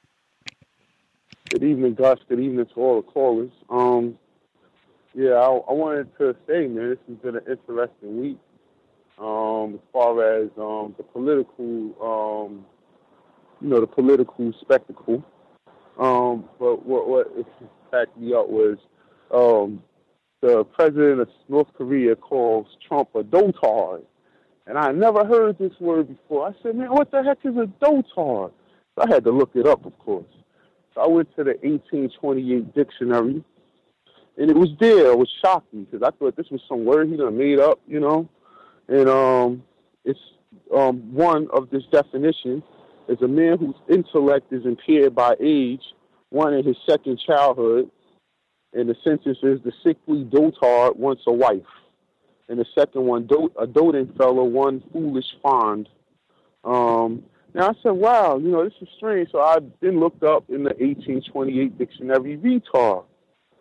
And I shocked that retard doesn't mean what we think it means today. One for retard is to diminish the velocity of motion, to render more slow in progress, to retard the march of an army. A resistance of air retards velocity of the cannonball. Also to delay, to put off, to render more late, as retard the attack of old age, or to totard the rupture of nations. So it seems like the metaphor for what a retard is what the definition of what a retard is today.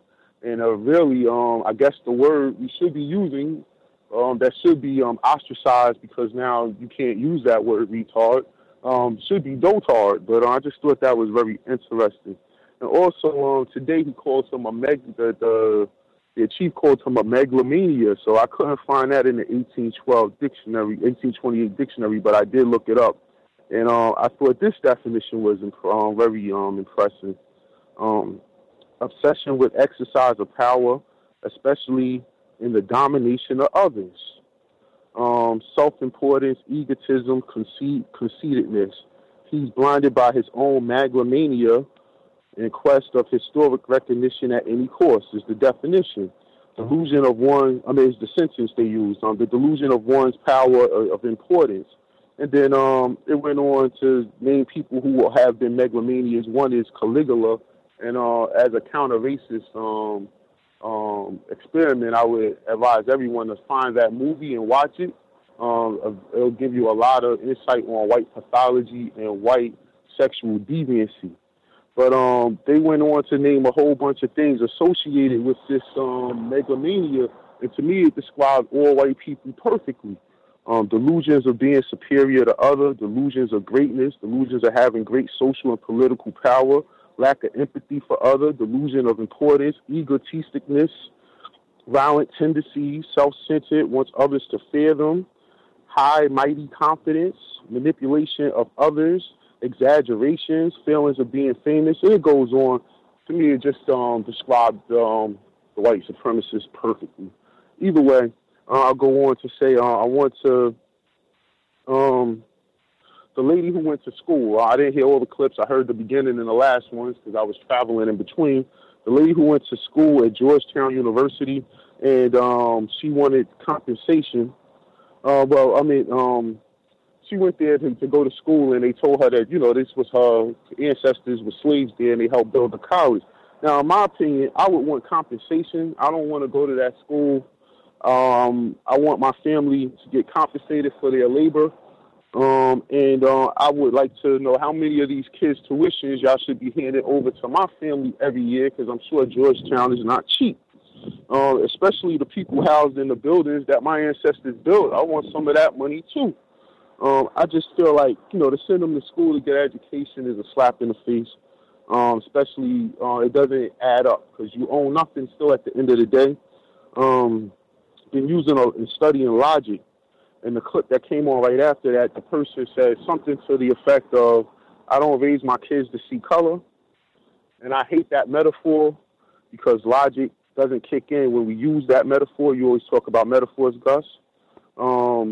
See, when we use the metaphor to make our conclusion as per what that statement means, our brains automatically associate the opposite of seeing in color as being someone who sees in black and white. And that's not logical. And if they were teaching their kids to see in color or to see in black and white, they wouldn't be confused, neither will their kids. What they're really saying is, I'm raising my kids to be blind. That's what they're saying. Because, you know, it just doesn't make sense, and I really hate that they use that metaphor. The NFL, did Trump call black women bitches? I mean, he said these sons of, you know, but I guess there's really nothing we could say. If all he has to do is play a couple of songs. But I expect everyone black tomorrow to take a knee, and I'm going to be very disappointed in those who don't. I don't have high expectations, but I just think with the climate that they will. I respect the NBA players for speaking up, especially LeBron. Big up to him speaking up again. And I would also like to say that the baseball players, we haven't heard anything from them. Most of them coming from Dominican Republic, Cuba, Puerto Rico, Central and South America, and being black or brown, very melanated. And we don't see them taking a knee and not coming out the dugout or speaking up in any of these things, which I hope everyone remembers when it's time for their DREAM Act coming up and this wall building. I'm sure they're going to want a lot of black people to protest on their behalf. I don't think we should. In the human genome clip, to me it seems like whites are trying to make Captain America. And I'll mute my line. Right on. Slap in the face, that is a metaphor. And Mr. Fuller actually does use the word retard with that older sense of the word in terms of being developmentally delayed. I think he uses it on a pretty regular basis in saying that he has been greatly retarded by the system of racism, white supremacy. And in fact, I used it myself in that manner, even though sometimes people will look at you a little curious because they, you know, might think you're trying to call them a name or something else. But yes, he is. Yeah, what I was trying to show was that it doesn't have anything to do with people. It has to do with slowing something else down. Right. The word that has to do with people is dotard. But they have us, they're using the metaphor of what retard is, and that's the new definition for retard. It's a slow person, but it really is just something that's being slowed down by velocity or you know, by the water slowing this shit down, or something to that nature. Understood. That's why I brought that up. We got it. Thank you kindly. Again, that's the sense that Mr. Fuller uses the term, exactly the way that you described it for us. Other folks that we have not heard from at all, if you have a hand up, line should be open. Proceed. May I be heard? Yes, sir.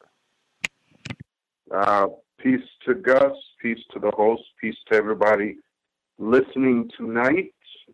This is V from Central New York, and unfortunately I'm a little short on time, but I have 4 quick observations to make.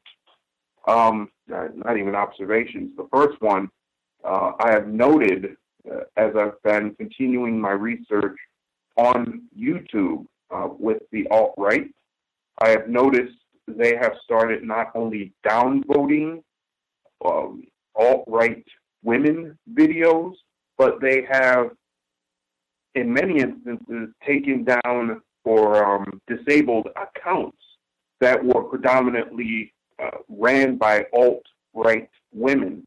And this has skewed the number of videos discussing alt-right women issues towards the, quote, left, meaning the Young Turks seem to be some of the most favored videos that pop up when you research the alt-right women videos.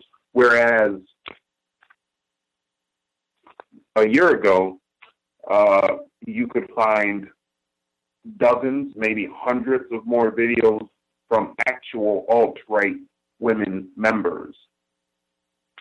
Secondly, I heard a caller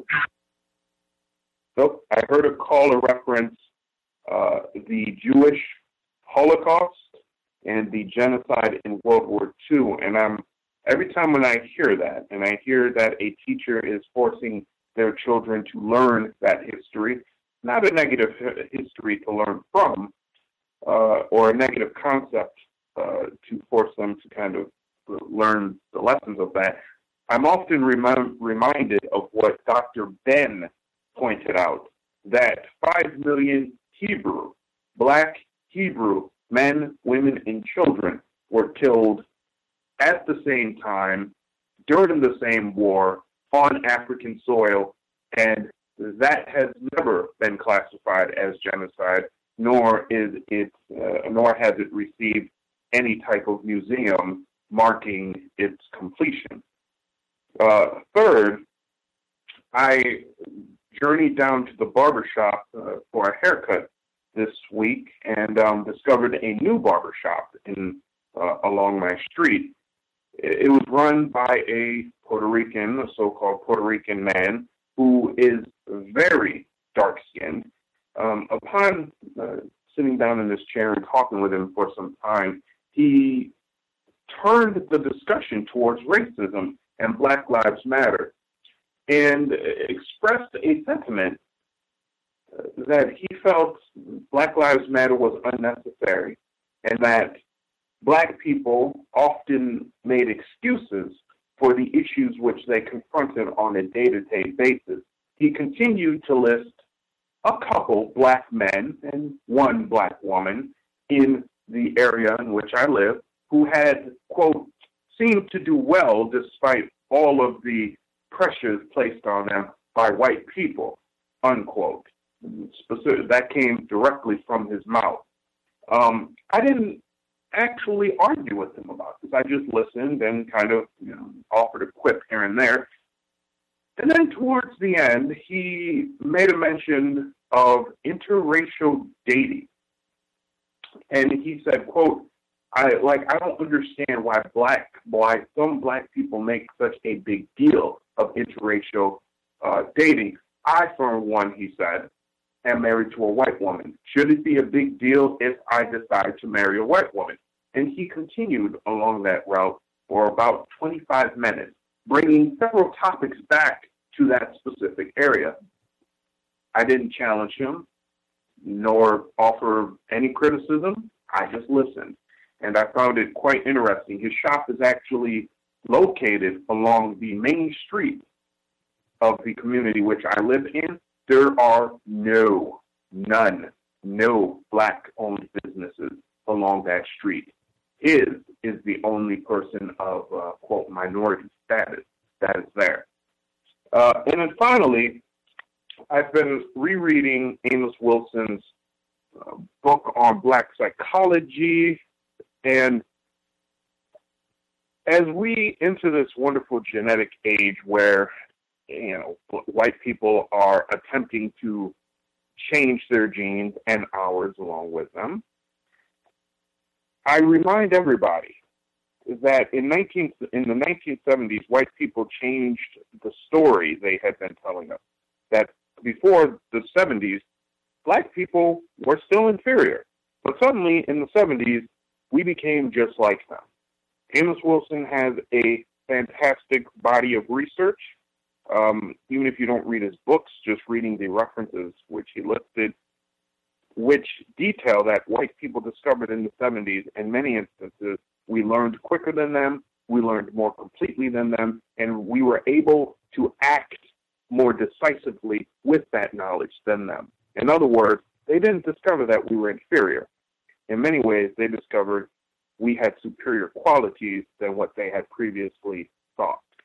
I thank you very much, Gus, for the work that you have been doing this week. It was very much needed.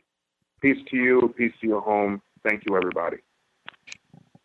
Indeed. Other folks that we have not heard from at all. If you have a hand up and we've not heard from you, if you have commentary, line should be open. Proceed.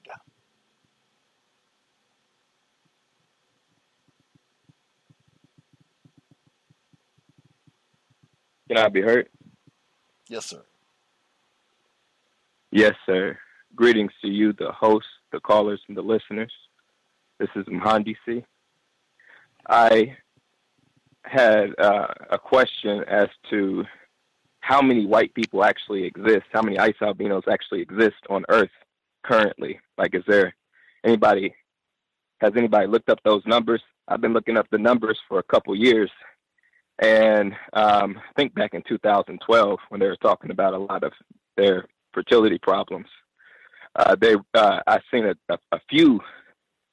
a few people saying that their numbers were around 850 million. Of course, those numbers are boosted by other people of color and all this other sort of thing. But I was just wondering, like, what's their numbers so that we can actually, start marking off how many are leaving, until they're not here. I'd love to have that countdown. And then the other thing is, I've been all around this country, in particular this North America, to just about most of the states, and even driven from nearly one coast to the next, and I still can't for the life of me figure out how did these ice albinos conquer this land. I mean, it's really vast. I can't really figure out how they did it. I can't figure out how they conquered the entire globe, for us to be so smart and, be able to think better than them and all this sort of thing. I just can't figure out how this is working. But anyway, I just really want to know, like, what's the number? Does anybody know how many white people exist? Thank you. I do not have a number.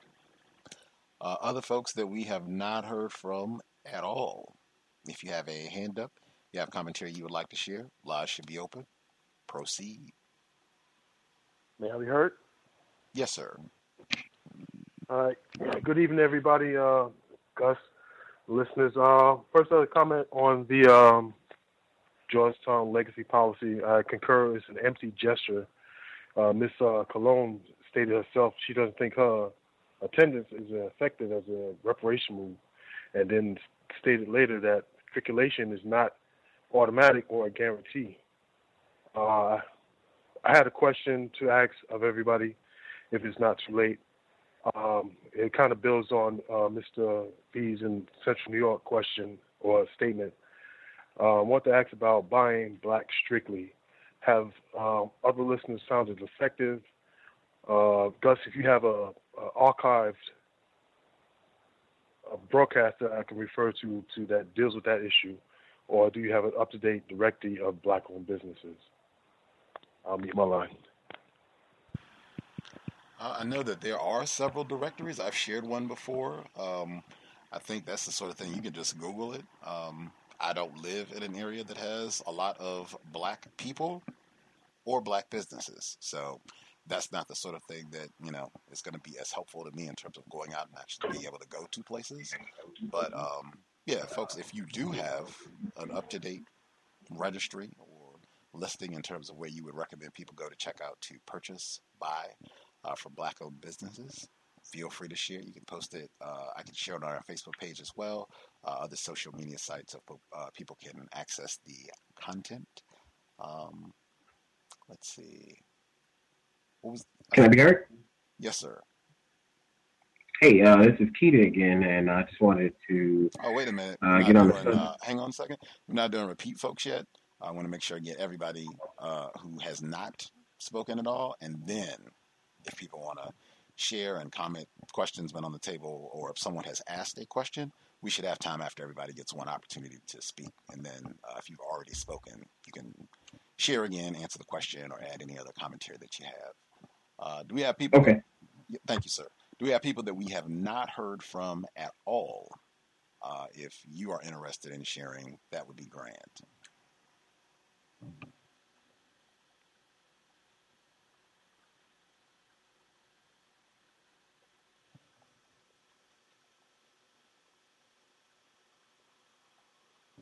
Do we nab everybody with a hand up, or do we have people with a hand up who are spectating, just hanging out and not saying anything?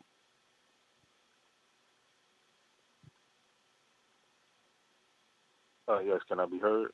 Yes, sir. Yes, thank you very much, sir. Greetings to Gus, the host, the listeners and callers.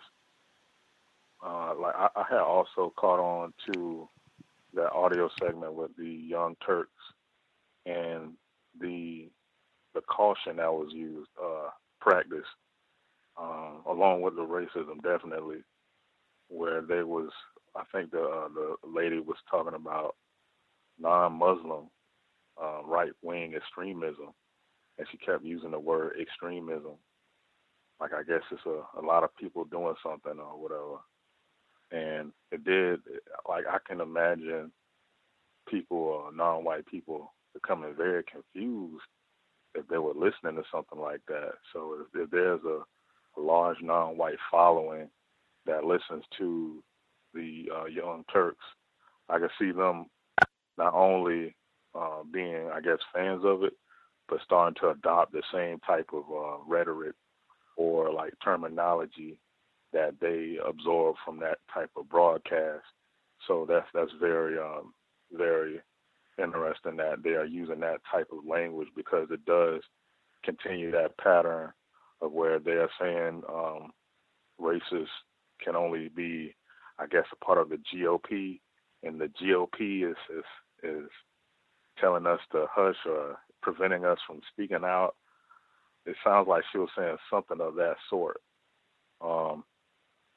And it doesn't really get into discussing what racism actually is, and making that just insulting comparison about the white lady, even though she lost her life, but that's not the same as the Dylan Roos situation. And this guy, I guess he was in Louisiana, I believe, and him pretty much worshiping white supremacy. And like, how can they link people like that to a Republican? It seems like they just constantly try to just, make it just a fraction or segment it into that small area, but they're not really giving no kind of examples as to how this is, quote unquote, right-wing extremism instead of this like racism. They're saying that it's, alleged. That's another term that they'll use, alleged, and, probably, and they won't just be clear and direct with the act of racism. So, I'm definitely trying to think up a term. I agree with you on that. Like, it should be like a term for that and a definition for that type of practice or that strategy they like to use, that tactic. And that's all I have for now. Thanks for allowing me to speak. Indeed, appreciate that. Other folks, if you have a hand up, if we've not heard from you at all, you should speak now. Can I be heard? Yes, ma'am. Greetings, beautiful people. There were a couple things that kind of stood out to me in this week's compensatory call. There, for the clip about the poachers, I think it's a guy in the documentary is speaking, and he says that when he killed the little red bird, that was very chilling for me. It was probably one of the weirdest things, but not weird. It made complete sense for the scant understanding I have of racism, white supremacy, and white people, but it's chilling. That don't kill the red bird, so I killed it anyway, and when I held it in my hands, I couldn't love it more even though it was dead. I'm paraphrasing, but that's pretty much what he said. And that just is completely antithetical, opposite of all other ways of viewing love and life and respect for life and everything. Like, there's even sayings, and I don't know who says it, but if you love a flower, you don't pick it just so it can live, and that's a flower. So when it's expanded to encompass, living animals and whatnot, and lions, and, and then when I think about it even more, to think that the psychosis is so bad that it's something like an addiction, that the animals are going extinct because of this desire to kill, this love of killing, and glorifying it by hanging the dead things that you kill on your wall. I mean, that's really white or Eurocentric. Excuse me. I can't remember exactly what white male said this, and it could have been in the Young Turks thing clip. He says that he's seeing a pattern, so he wanted to, it was the whole thing, he said pattern like 3 times. And he's like, I see a pattern, so I want to apply the pattern, and then I want to fill in the blanks and make the pattern apply. And I was just like, yeah, that's a great way. Like, that's something, like, that's a codified way to teach children, that we should teach children and ourselves be thinking about finding patterns and observing the pattern and being able to predict based off of patterns. It's a very scientific, logical way of thinking. And it's unfortunate that for them, that seems to be like a standard. For white people, that seems to be a standard in a way of thinking. But it becomes unapplicable to racism, white supremacy, or white people, because if that is the case, then to see a pattern in white people and just be able to make conclusions about white people, we would be able to do that very quickly.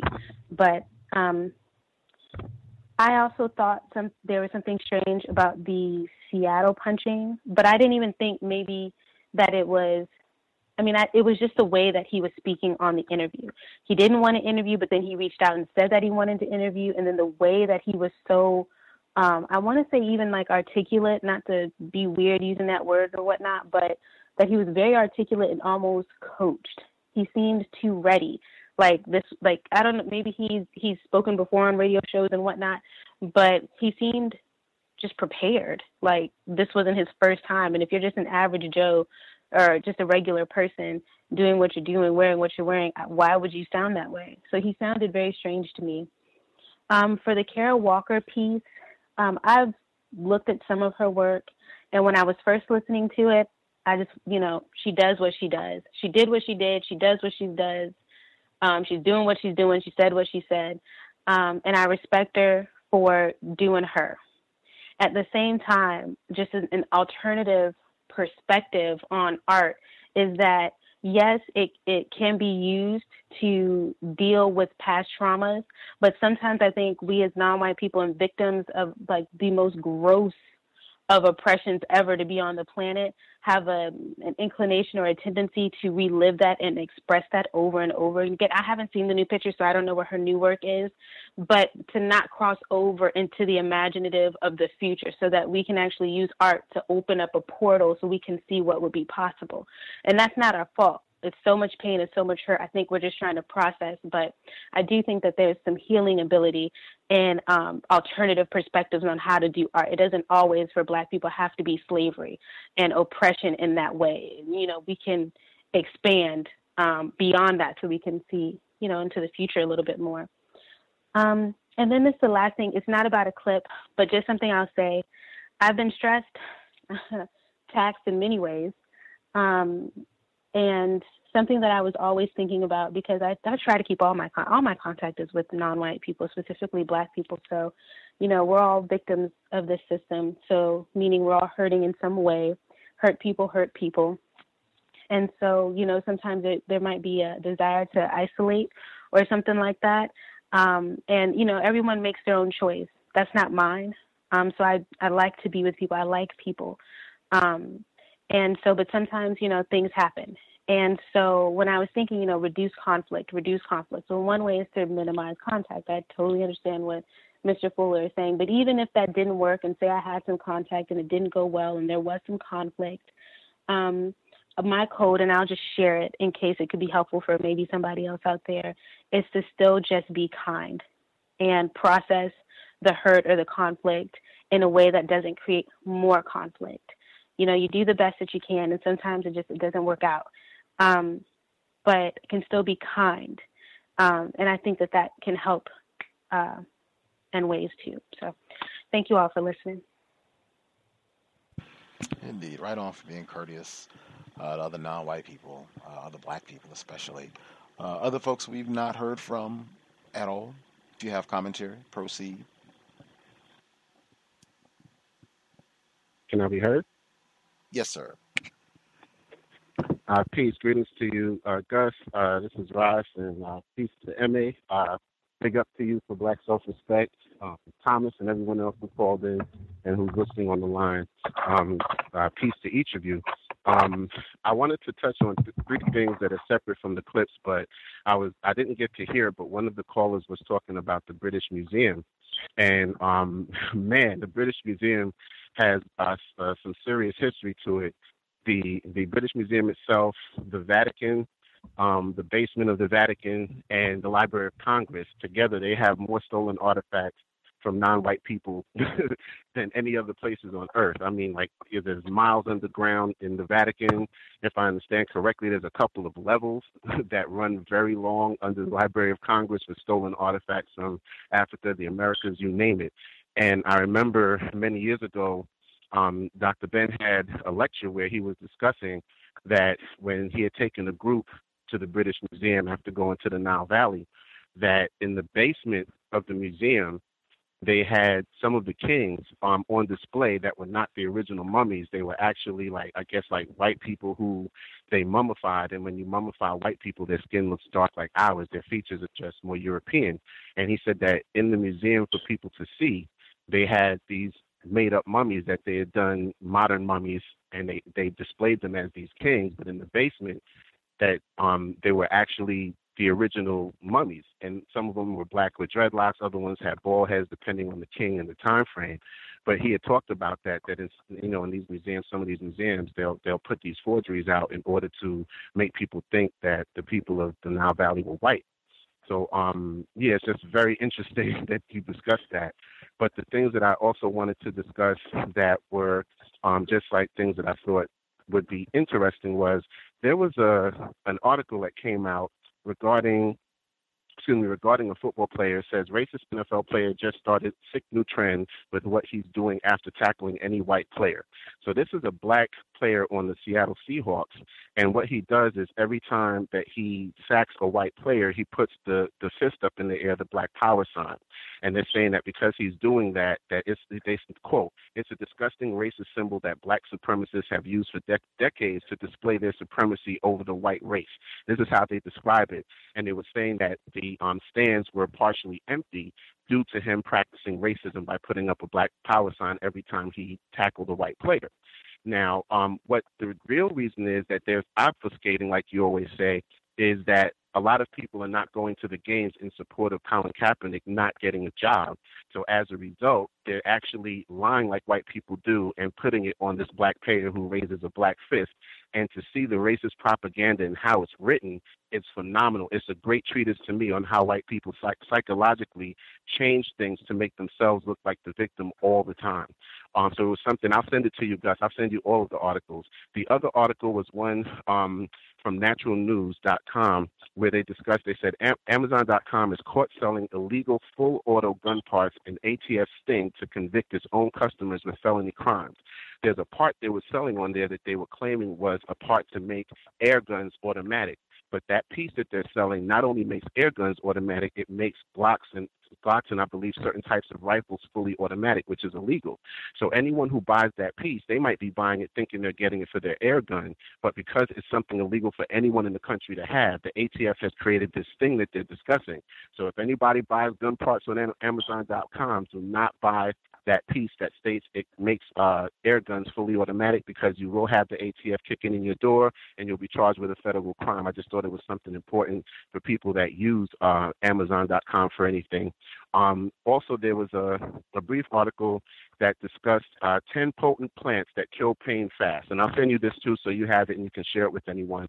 The first one is basil, and they tell you how to use it, how to grow it for yourself, all kinds of good information on the plants and its history and how you can use it.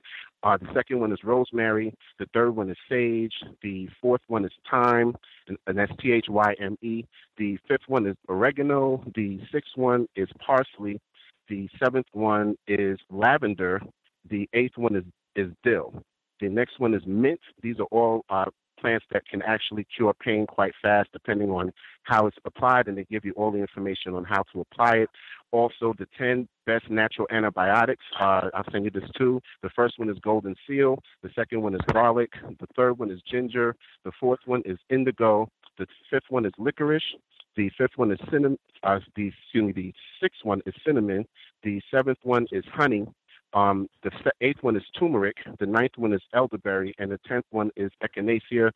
They also include cumin, number 11, cranberry, number 12. So these are all plants you can use that are naturally antibiotic, and they give you their history and how you can use them as well. I just thought this was information that might help people who are looking for natural remedies or might be dealing with pain, that they can utilize, as well as the wild lettuce. You can also use that as a tea, which is highly effective for pain as well. So I just wanted to put that information out there. And also, lastly, I had an earache recently, and I was able to put 2 to 3 drops of colloidal silver in my ear, and it killed the earache.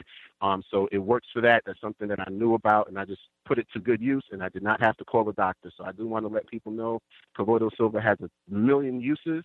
Get it, especially if you're black. It can save your life. It can help you not have to deal with the medical system and deal with medical apartheid.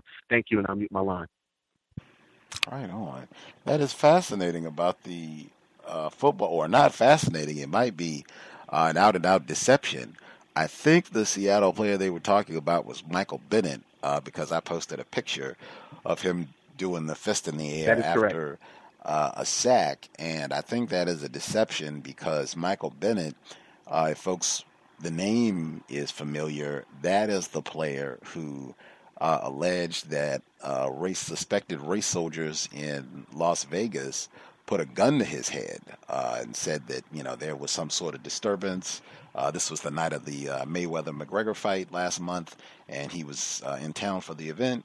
And he said in the commotion, they I believe, handcuffed him and had him seated on the curb, and then they put a gun to his head, and just a total terroristic experience. But he's been talking about that, and even more vocal about it. He was talking about racism and police issues anyway, but after this happened, he's been even more vocal. And I don't think he had been doing the fist in the air after a sack or after a defensive. In fact, I've seen him. He's a pretty high profile player, at least on the whole. And he would do all kinds of gyrations and things that I didn't think were particularly constructive. And I had noted that, wow, since he's been talking more about racism, even his post-sack celebrations have been more constructive, which is a pattern that I've seen a lot. But yeah, I think that report is a total deception, master deceivers, that's what we say, in misrepresenting Michael Bennett and what he has been doing,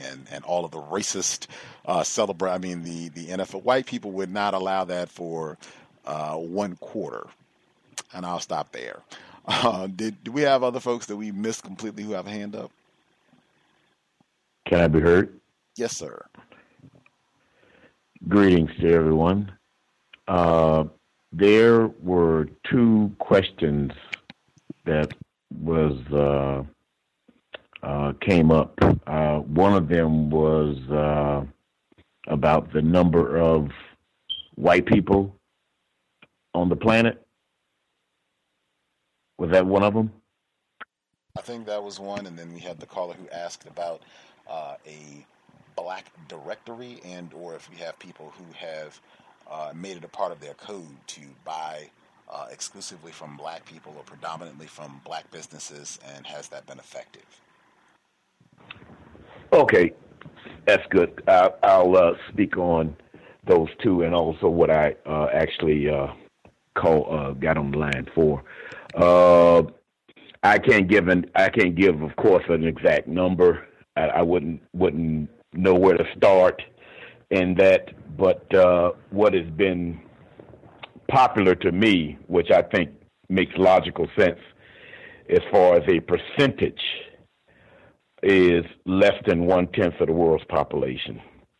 A tiny minority of people who are identified and function as white people. That's the closest I can come to an answer to that question. I think it's constructive to attempt to incorporate as many non-white people who are racially classified as black into your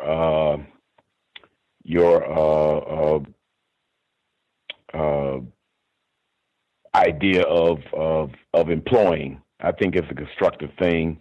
There was just someone on urban radio, quote unquote urban radio, that I think it was Joe Madison that brought a similar issue up, where he used the term quote unquote black economic power, which I don't have a clue on what that means, especially with that last word, power. I don't know if it's powerful or not.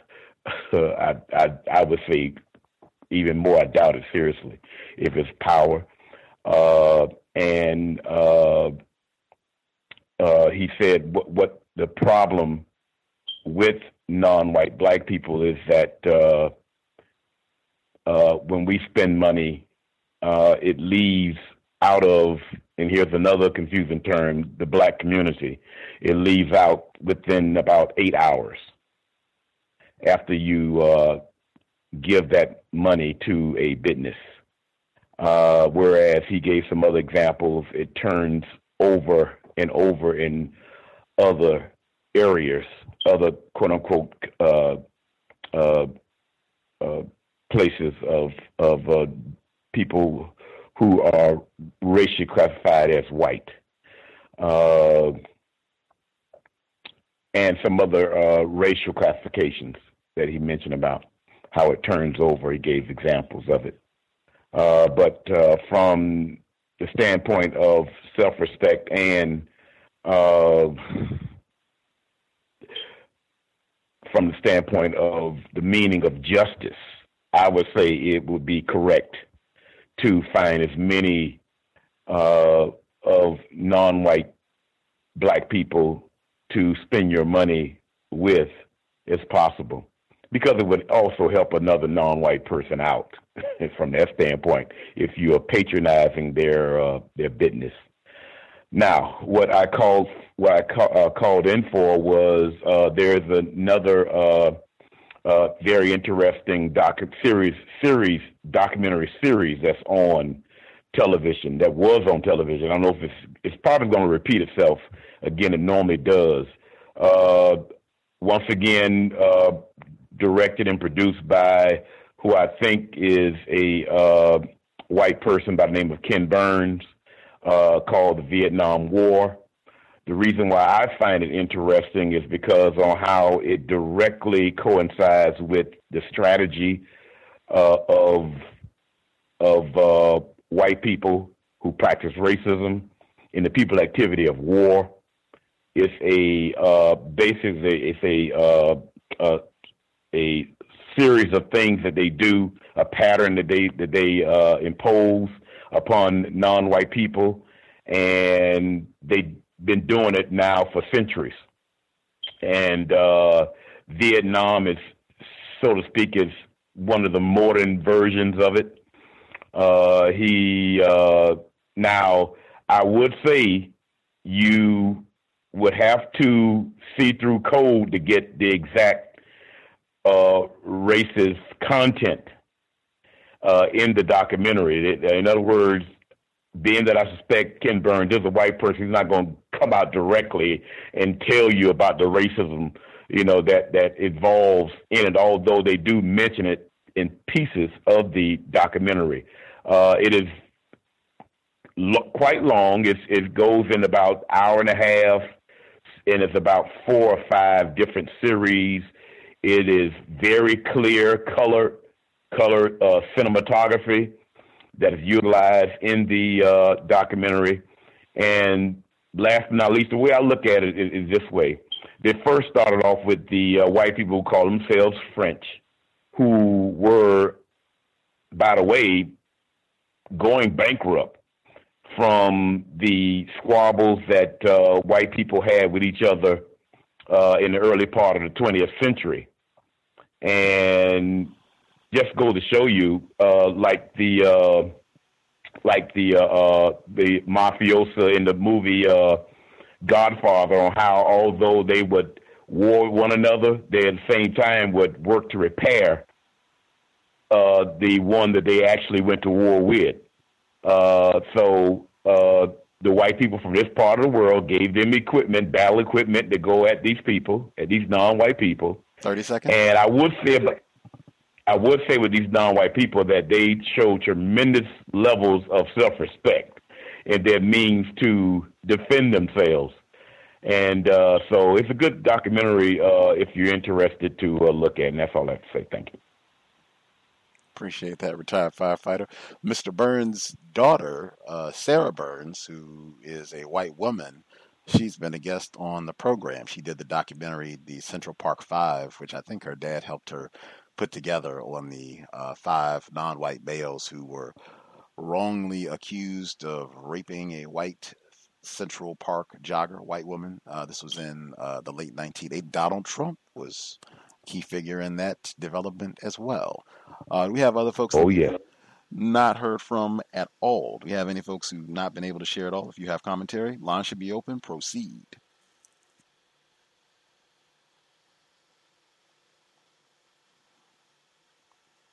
Do we nab everybody? Get every caller? We have about a half hour before the program concludes, so make sure we did not miss anybody. If you have a hand up, if you had commentary you wanted to share, did we get you? Can I be heard? Yes, sir, Mr. Steele. Awesome. Yes, this is Ken Steele, and I am in Hollywood currently.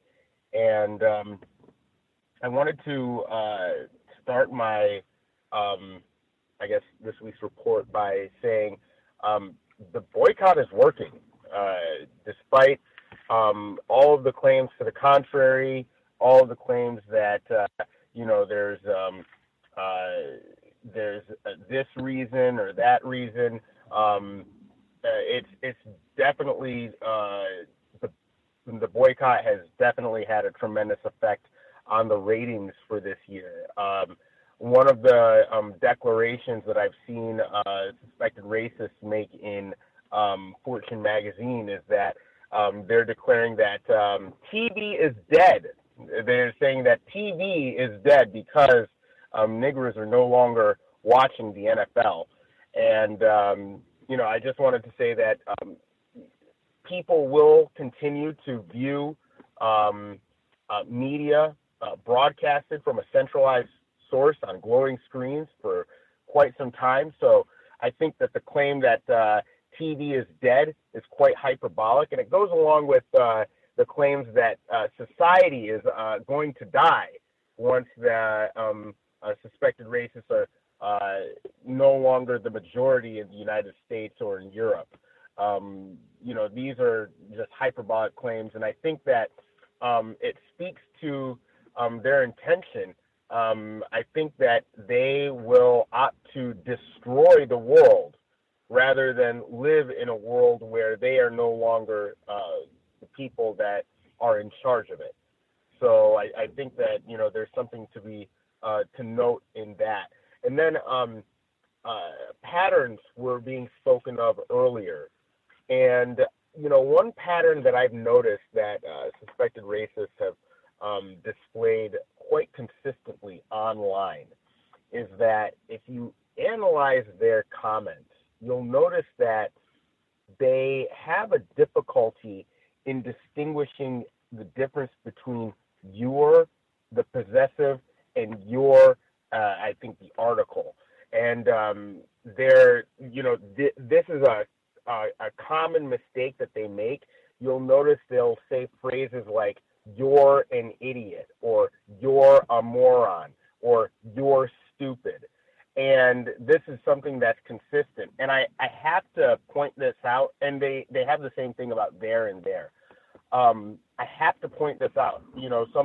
A suspected racist was, saying, "Hey, Ken, why are you pointing this out? This seems very trivial. You're on to nothing. There's other ways of telling if somebody is a racist. I don't think you're on to anything." And sure enough, on a post that I made, a suspected white supremacist went on my comment section and made a very ugly racist remark, and sure enough, the error was there. And I had to point it out, like, see, this is what I'm talking about. I think it's worth pointing out because suspected white supremacists often like to pretend to be non-white people on the internet to win arguments or to confuse discussions. And if you can analyze their comments and if you can see patterns that might not outwardly be, what people would describe as behavior of racists, then you can go ahead and have a better picture of who it is that you're speaking with or communicating with on the internet. And I think that the racists are so adamant about disproving or downplaying this pattern because, hey, this is one of the key indicators that you're dealing with a suspected racist on the internet. Just that is a consistent mode of behavior. Now, I've noticed this accident being made amongst suspected or amongst victims of racism as well, but this is very, very consistent amongst racist white supremacists or suspected racist white supremacists. And you can see this by typing in "you're a moron" in your search bar on Facebook. And you'll see that it's a lot of suspected racists that come up in the search results. And that's my contribution for now. Thank you so much. You have a wonderful week. Indeed. Be safe, Mr. Steele. Do we have other folks that we have not heard from at all? Callers who dialed in have a hand up that we have not heard from at all. You should speak now if we have not heard from you. May I be heard? Yes, ma'am. Okay. Hello to you, Gus, the host, and to the callers and other listeners on the line. First thing, let me say to you, glad that you're back and glad that everything is going well. I mean, right poorly, but you know what I'm saying. I'm glad your health and your wisdom teeth and everything.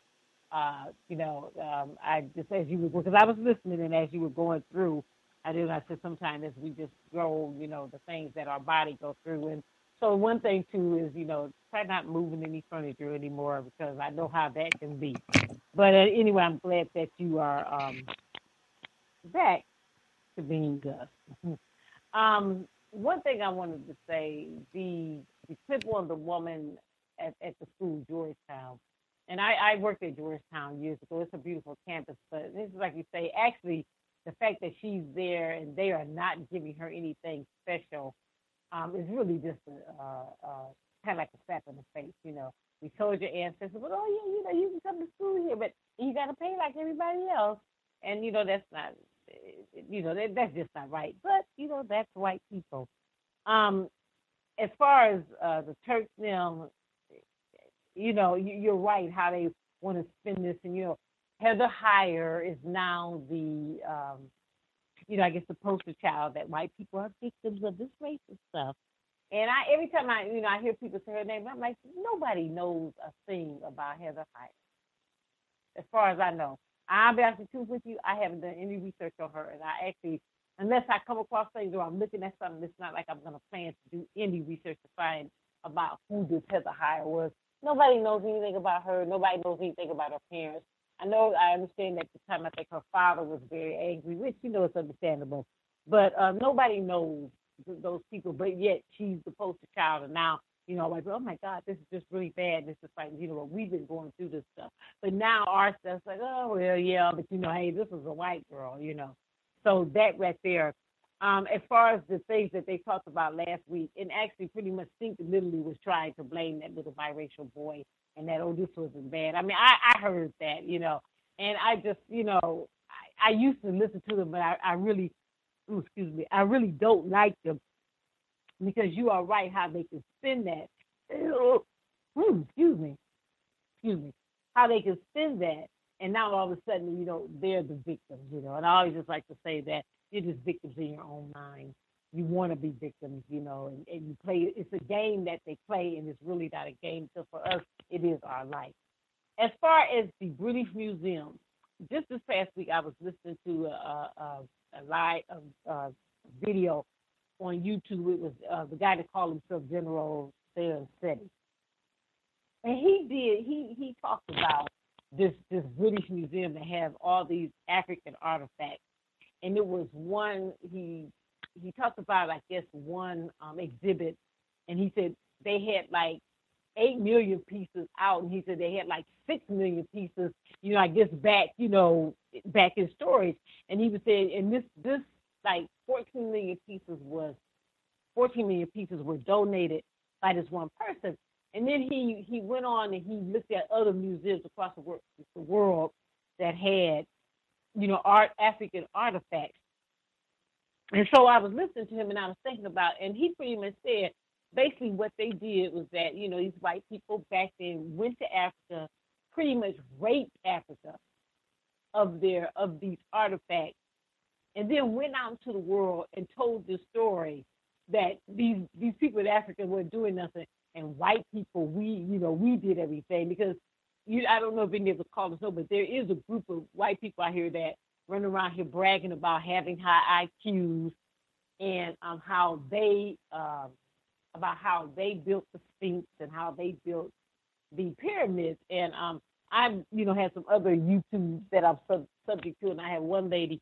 She did this one video about how they can't even stay out in the sun without burning, and she's very sarcastic about it. She said, but these high IQ people just really want us to believe that that they the top part of that. Because now, if you notice, there's a lot of talk about sub-Saharan Africa, which is supposed to be black people, but northern Africa, which would be Egypt, Morocco, Libya, and all those countries up there, that they are supposed to be Europe. This is Europe. They discovered this and everything like that. And so the other lady I'm sub to, her thing is, you can't even stay out in the sun, for a good 2 or 3 hours without burning, here in this country. But you want us to believe that, eons ago, you guys were over there building the pyramid and the Sphinx. But when he talks about that, it pretty much comes down to that's what they did. They raped Africa of the artifacts, and then took the story and flipped it, and pretty much said that, oh, these black people were over there doing nothing. We white people came over there and we discovered everything and we did everything. But the artifacts are like hundreds of thousands, some of them probably even millions of years old, and we know white people are not that old. So I guess we ain't supposed to know how to think and put that together. But I just found that interesting that to be talking about that tonight. As far as the NFL, I mean, it's just been crazy. I've been looking at a lot of YouTube videos of that. I mean, it's just been really crazy, for what Trump, go to Alabama and throw out, it's, almost kind of like racial code words and, throwing out, but it could be, it's kind of frightening because, like another one of my Facebook friends say, this is like you're throwing red meat to your base and you're trying to stoke some things. And it is really sad, though, because he's the president. He sits in that seat of the presidency. The presidency has a lot of power in it. You can't deny that.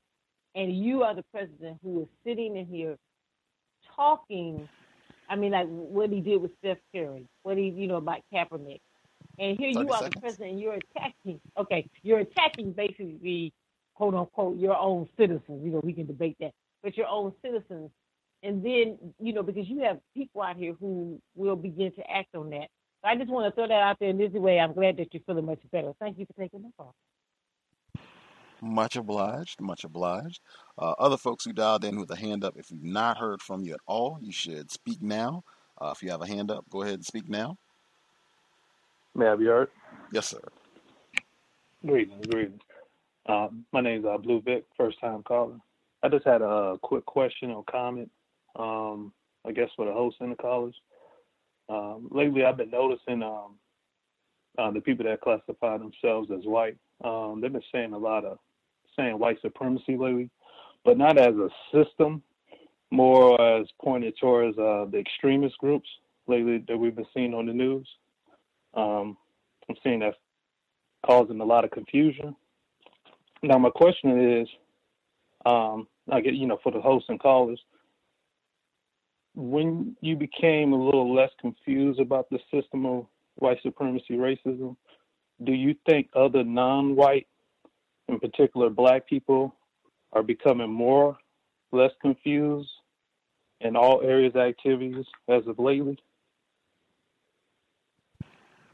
guess other folks can give their response now since we have this question.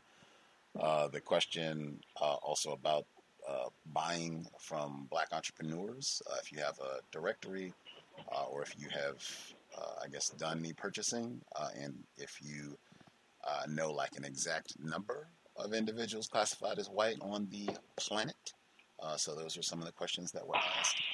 The most recent question, my view in terms of non-white people coming less confused about things, I don't think so. Not just on the basis of the term white supremacy being used more. I know I spoke with Mr. Fuller within the last 30 days, and he too said that he had noted that he was hearing the term white supremacy more frequently being used on different news reports and what have you, seeing it in the newspaper, much more so than what he had been seeing 5 years ago or so. And he said that he thinks that racists have probably figured out a way where they can use that word and minimize the damage so that people don't get clarity behind the use of that term. And I think, like with what you heard with the Young Turks, Anna Kasparian, she did say white supremacy, but it was connected to a white person being a victim of white supremacy. And I'm also reminded of what Dr. Welsing said some years ago. She said that many people will use the term white supremacy. That does not necessarily mean that they have a definition for the term and an accurate definition for white supremacy as a system. And as you stated, I think that frequently the term is not used or defined in that systemic manner. So I think that helps with the confusion. The word might be used, but it's still not connected to an accurate and comprehensive definition. That'd be my view. I don't think the confusion is decreasing for non-white people. The folks can share their thought as well. Do we have anybody? Can I be heard? Hang on one second, Thomas. Do we have anybody that we missed completely? Anybody with a hand up that we have not heard from at all?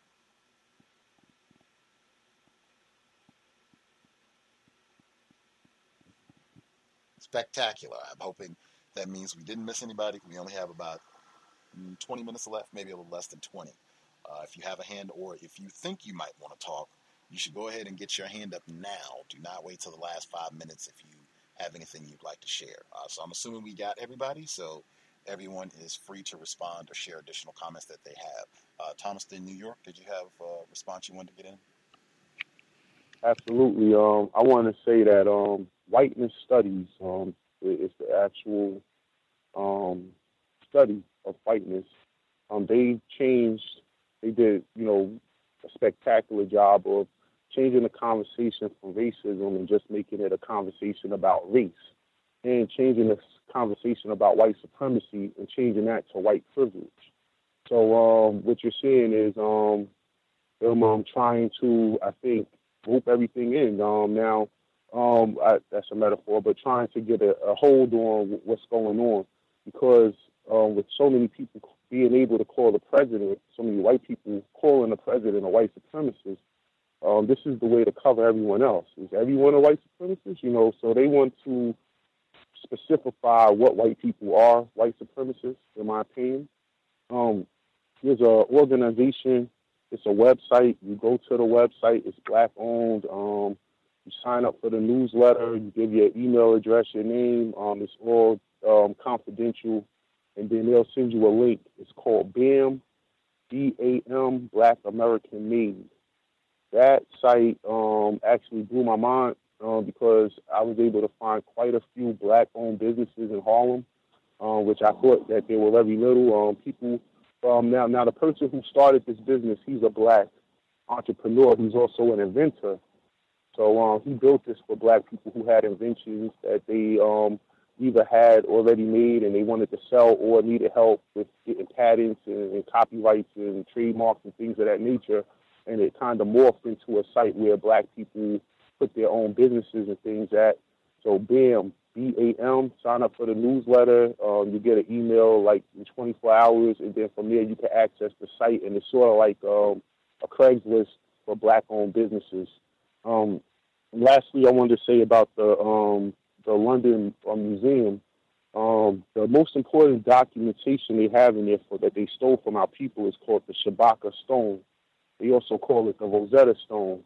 But this disproves this disproves a lot of their history because it shows that, and this is older than the pyramids, the stone. This is way before they started writing on papyrus. They were still, chiseling this stuff into rock. So this is like 5,000 to 10,000 years ago. 5,000 to 10,000 years before the pyramids, rather. And it has, like a sign you'll see in New York, where it's in English, Spanish, and Chinese. This stone has it in the metadata, the symbolistic writings they had. This also has the same thing written in ancient Greece, and it has the same thing written in the Sinaitic text, which is what predates the Asiatic languages, which is Hebrew, Arabic, Tuareg, and those. So pretty much it shows that all of those linguistic systems came from ancient Egypt, which dispels any myth of some Greeks or anything else coming about creating their own language and things. It didn't happen. So that's in the London Museum. If you look at those artifacts and things, and you go there with an eye to dispel white supremacy, you'll find a lot.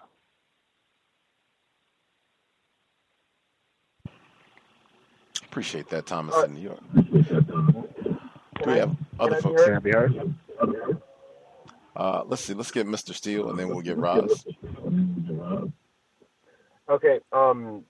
I just wanted to give a warning to a fellow listener and contributor that cited natural news as a news source for information.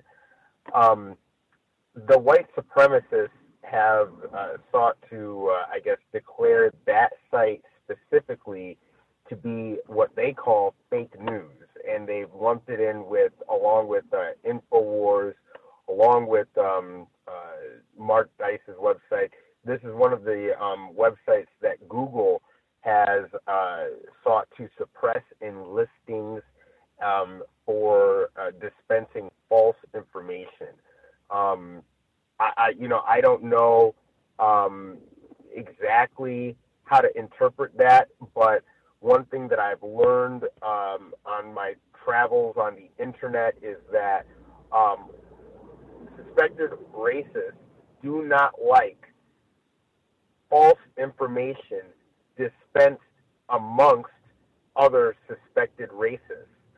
They go to great lengths to debunk and dispel information that they deem to be false that is being proliferated amongst suspected racists. So I suspect that Natural News, the website, is listed as a fake news website, not because they're uncovering some sort of deep intrinsic truth or that they're fighting the white supremacists. I suspect that the white supremacists have deemed that site to be way too popular amongst other suspected racists, and they know that it's dispensing confusing or deceptive information. And I'll mute my line. Raj, you were going to speak as well? Yes, sir. First, I wanted to say that the article about the football player, Mr. Bennett, actually was from Natural News, and I know how popular that site is. That's why I wanted to use the article, and I felt that that particular article speaks to the refinement of white supremacy, the way that they presented this argument and tried to make it look like, because he threw this black power fist up every time he sacked a white player, that the stands were empty, when really the stands were empty in protest to the treatment of Colin Kaepernick. And I just felt that that was important because that is a popular site, but I'm fully aware, and I'm glad that you elucidated that. Also, I wanted to second the firefighter in Florida, just a brilliant addition, the Vietnam War. If you want to understand how white supremacy functions on a political level and how it affects non-white people, I think Vietnam is one of the greatest, that film, and there's a lot of racism in it all throughout it, but the historical information and the psychological discussion and rhetoric by the more powerful white supremacists throughout that film should give black people a lot of insight into how they function and how they do things get us to get on these trains and still not get. Oops, sorry, that was a metaphor. They get us to follow these propagandized trends that they create, in which they fool non-white people into thinking that white people are something they're not. Because that's one thing I learned from the Vietnam War documentary, was that the Vietnamese, Ho Chi Minh in particular, thought of America as this idealized place where white people fought other white people for liberation so that they would take his side. And as he started to align himself with communists, they turned on him, and they did a lot of clandestine things to set off the war that became Vietnam, unbeknownst to Ho Chi Minh. Ho Chi Minh at that point thought he was still friends with them. So there's a lot of information you can garner from it. I think right now it's at episode 6. Somebody else told me that it's going to go up to 10 episodes. But I think if you really want to understand the Vietnam War really well and just look at the psyche of white people and how the political game or the political situation is played out in the system of white supremacy and how it can affect non-white people and create major conflict between non-white people, even in the same group as in the Vietnam War, I think it's a great treatise on that as in and of itself. Lastly, I wanted to say in reference to how many white people on the planet, I've been hearing about the 10% number since the late 70s, early 80s. And if I go back to T. Lothrop Stotter's book written in the early 1920s, where he stated that there was a major problem with white people reproducing, I believe that the numbers are not 10%. I think it's probably around 7%, and that they're obfuscating and skewing the numbers by making other non-white people think that they're white too when it suits their political aims to bolster their numbers. I think, in my opinion, I don't think it's 10% anymore. I think that it's actually probably like around 7%, just based on what I'm seeing in the trends with all these wacky things that white people are doing to try and save themselves. Now I just saw that they started learning how to 3D print wombs, artificial wombs, and all kinds of stuff. So the things these people are doing to try and save themselves and make themselves survive and remain white are phenomenal right now. And just based on the trends from what I'm studying, I think their numbers are lower than 10%, and they're just obfuscating the numbers by, when it suits their political aims, bolstering their numbers by trying to include other non-white people that they practice racism against. And of course, when it comes to police stops and things like that, they get treated like the non-white people they really are. Thank you, and I'll mute my line. Can I be heard real quick? Oh, sorry. Thank you. The female caller that spoke up. Yes, this is Rep from Ohio again. I just wanted to quickly say what I wasn't able to mention when I first spoke with the documentary, because I know that there's a lot of people have been speaking about things that you can watch. I know, of course, reading is more important than watching TV. I just wanted to mention that within the documentary that I was speaking about, it does show how whites, they do take care of themselves. Now, this was in one specific county, and there, of course, there was racism in that. But the main thing, the reason why when they spelled out heroin with an E, I might be saying it wrong, but it's like a female hero. It was because they were detailing a white woman judge, a white woman fire captain, and then a white woman who was just simply driving around giving white prostitutes like lunches and stuff to try to encourage them to get off of drugs. So I just wanted to add that. If it's not constructive, like people have said, you don't have to watch it. But and also in the documentary, they mentioned that specific county, it had the most overdose deaths. That's no longer true. It's actually in Ohio. It's a county closer to Dayton, which is in southern Ohio, that has the most overdose deaths currently. I think it was reported in either June or January of this year. Thank you. Wanted to make sure I remind folks as our time is winding down. We will be here on Monday at 8 p.m. Eastern, 5 p.m. Pacific. Dr. Amani Shakti Ani, she'll be here at 8 p.m. Eastern, 5 p.m. Pacific. We'll review what has transpired with the University of Albany case, as well as how the university has retaliated against her. But that'll be Monday, 8 p.m. Eastern. Looking forward to speaking with her again. I also wanted to make sure that I got in. The Emmys happened this week. Certainly not encouraging anyone to watch any of the winning shows or the award show for that matter. I didn't watch it, but it popped on my screen that Black Mirror won 2 Emmys. And so I looked to get more details and discovered that the episode specifically, San Junipero, won 2 Emmys this past week, and I felt very vindicated. We had Dr. Martin Kevorkian on the program in November of 2016, and we discussed Black Mirror in detail. This was days after President Trump was elected, when everyone was still in a tizzy about that and stunned. And I said at the time, hey, we said this was going to happen months ago. You should have been listening to the cows. We're going to be talking about Black Mirror because we already, thought this is what I thought was going to happen. So we talked about Black Mirror, and we talked about the episode San Junipero in detail. That episode specifically won 2 Emmys for the series Black Mirror. That episode, it features a tragic arrangement between a Black female and a white woman. They had lots of talk online about this is historic anyway, just because you have a TV show, a British TV show no less, that was just released on Netflix for the 3rd season. This is not something that's on network television, and for an episode to win 2 Emmys, like wow. But for that episode specifically, what they were promoting, helping white people. In fact, I messaged Dr. Kevorkian to see if he saw that, and he said that he did, because he was on the program talking about it with us. I played the sound clip where he's talking about San Junipero, Dr. Kevorkian, where he says, the white woman named Yorkie says, I just need you to help me. Talking to the Black female, I need you to help me sexually. Yes, we need to celebrate and give them trophies and awards. They cleaned up this week. I'm sure they are going to have a very successful season 4. It's supposed to be coming out later this year. As I said last year, we talked about this in 2016, but I did feel very vindicated when they picked up both of those trophies earlier this week. We have about 4 minutes left. Anybody final comment they want to make sure they get in before we conclude? Yeah, real quick. Hang on one second, Mr. Steele. Mm-hmm. Oh, yes. Okay. I wanted to add real quick that I heard someone. Am I echoing? I am hearing a slight echo. Let's see.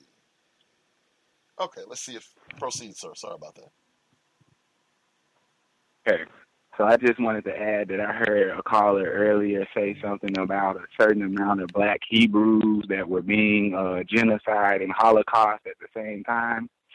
And also I heard another caller say what's really going on, like how are these white people or these albinoids like even halfway competing with us or controlling us. And so I just want to reference back to something that I said earlier about I truly believe that a lot of the religious and spiritual differences that Black people have and how they identify keeps us from either acting or not acting. And I think Neely Fuller Jr. said it best that Europeans or the racist white supremacists take all sides of every argument.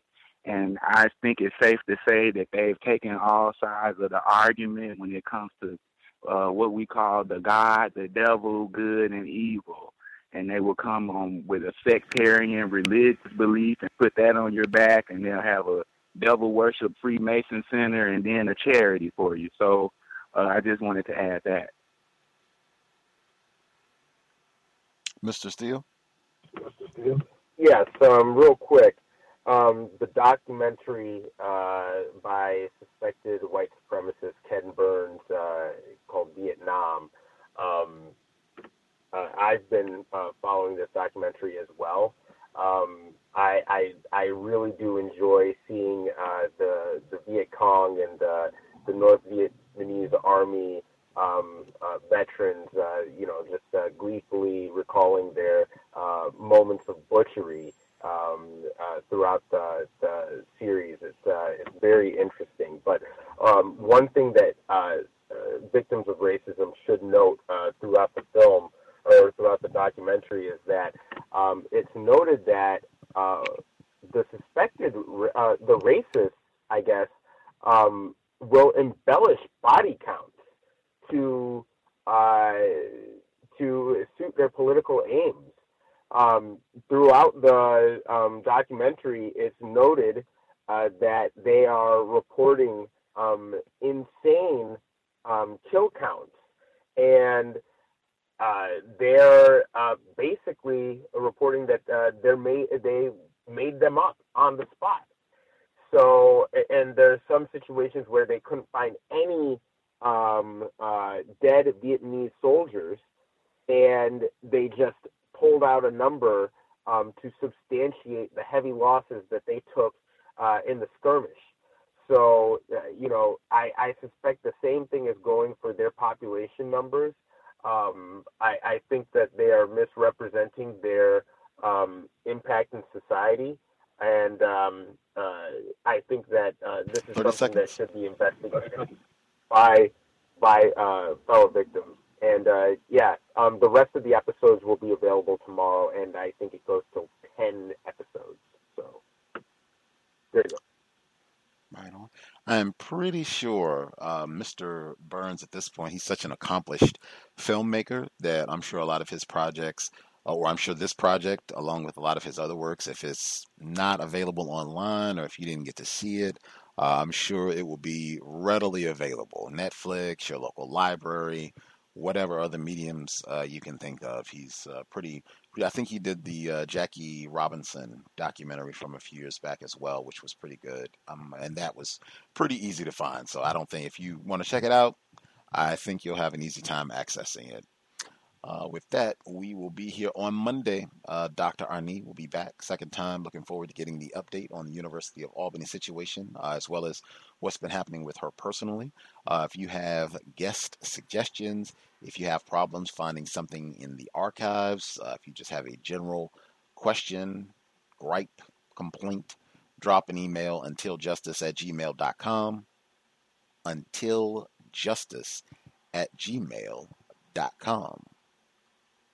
Much obliged for all the folks who participated this evening and folks who listened in as well. I hope the broadcast was worthy of your time and energy. I will state again, first official full weekend of autumn, so they tell me. Sobriety would be best under conditions of white supremacy. I know it is very popular. Yes, let's go out and celebrate. Days are getting shorter. It's getting a little bit cooler. Let's go out and have a drink or five. It's the weekend. Under the system of white supremacy, there are just too many examples of alcohol, drugs, whatever it is, being used to further abuse and terrorize black people. I think under these circumstances, we need our brain computer working at maximum efficiency. And I think there's enough evidence, and I think many of us have enough personal experience to see that frequently with these narcotics comes diminished brain capacity, and we do not need any more of that for black people, victims of white supremacy. We already have enough problems. If you're going to be out and about, you definitely want to be sober. You do not know when you might bump into a race soldier, badge or no, and those situations can become lethal in a matter of seconds. I don't think alcohol or any other intoxicants, I don't think that's going to make that situation any better for you. See, sirens in the background right there. If you're going to be in a vehicle, buckle up every time, driver or passenger. We do not need any unnecessary stops by race soldiers. Those can escalate out of control quickly.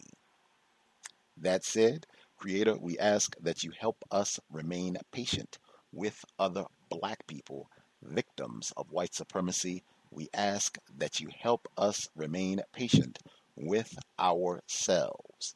Remind us to demonstrate the highest levels of black self-respect at all times, in all places, each and every time we are in contact with another black person. It has been time. Replace white supremacy with justice immediately. Cal signing out. Thanks all for tuning in. No moving furniture if you don't have to. Nigga, you so brainwashed. I'm a victim, brother. Problem. You're a victim. Man, I'm a victim of 400 years of conditioning. Shut up. The man has programmed my conditioning. Even my conditioning has been conditioned.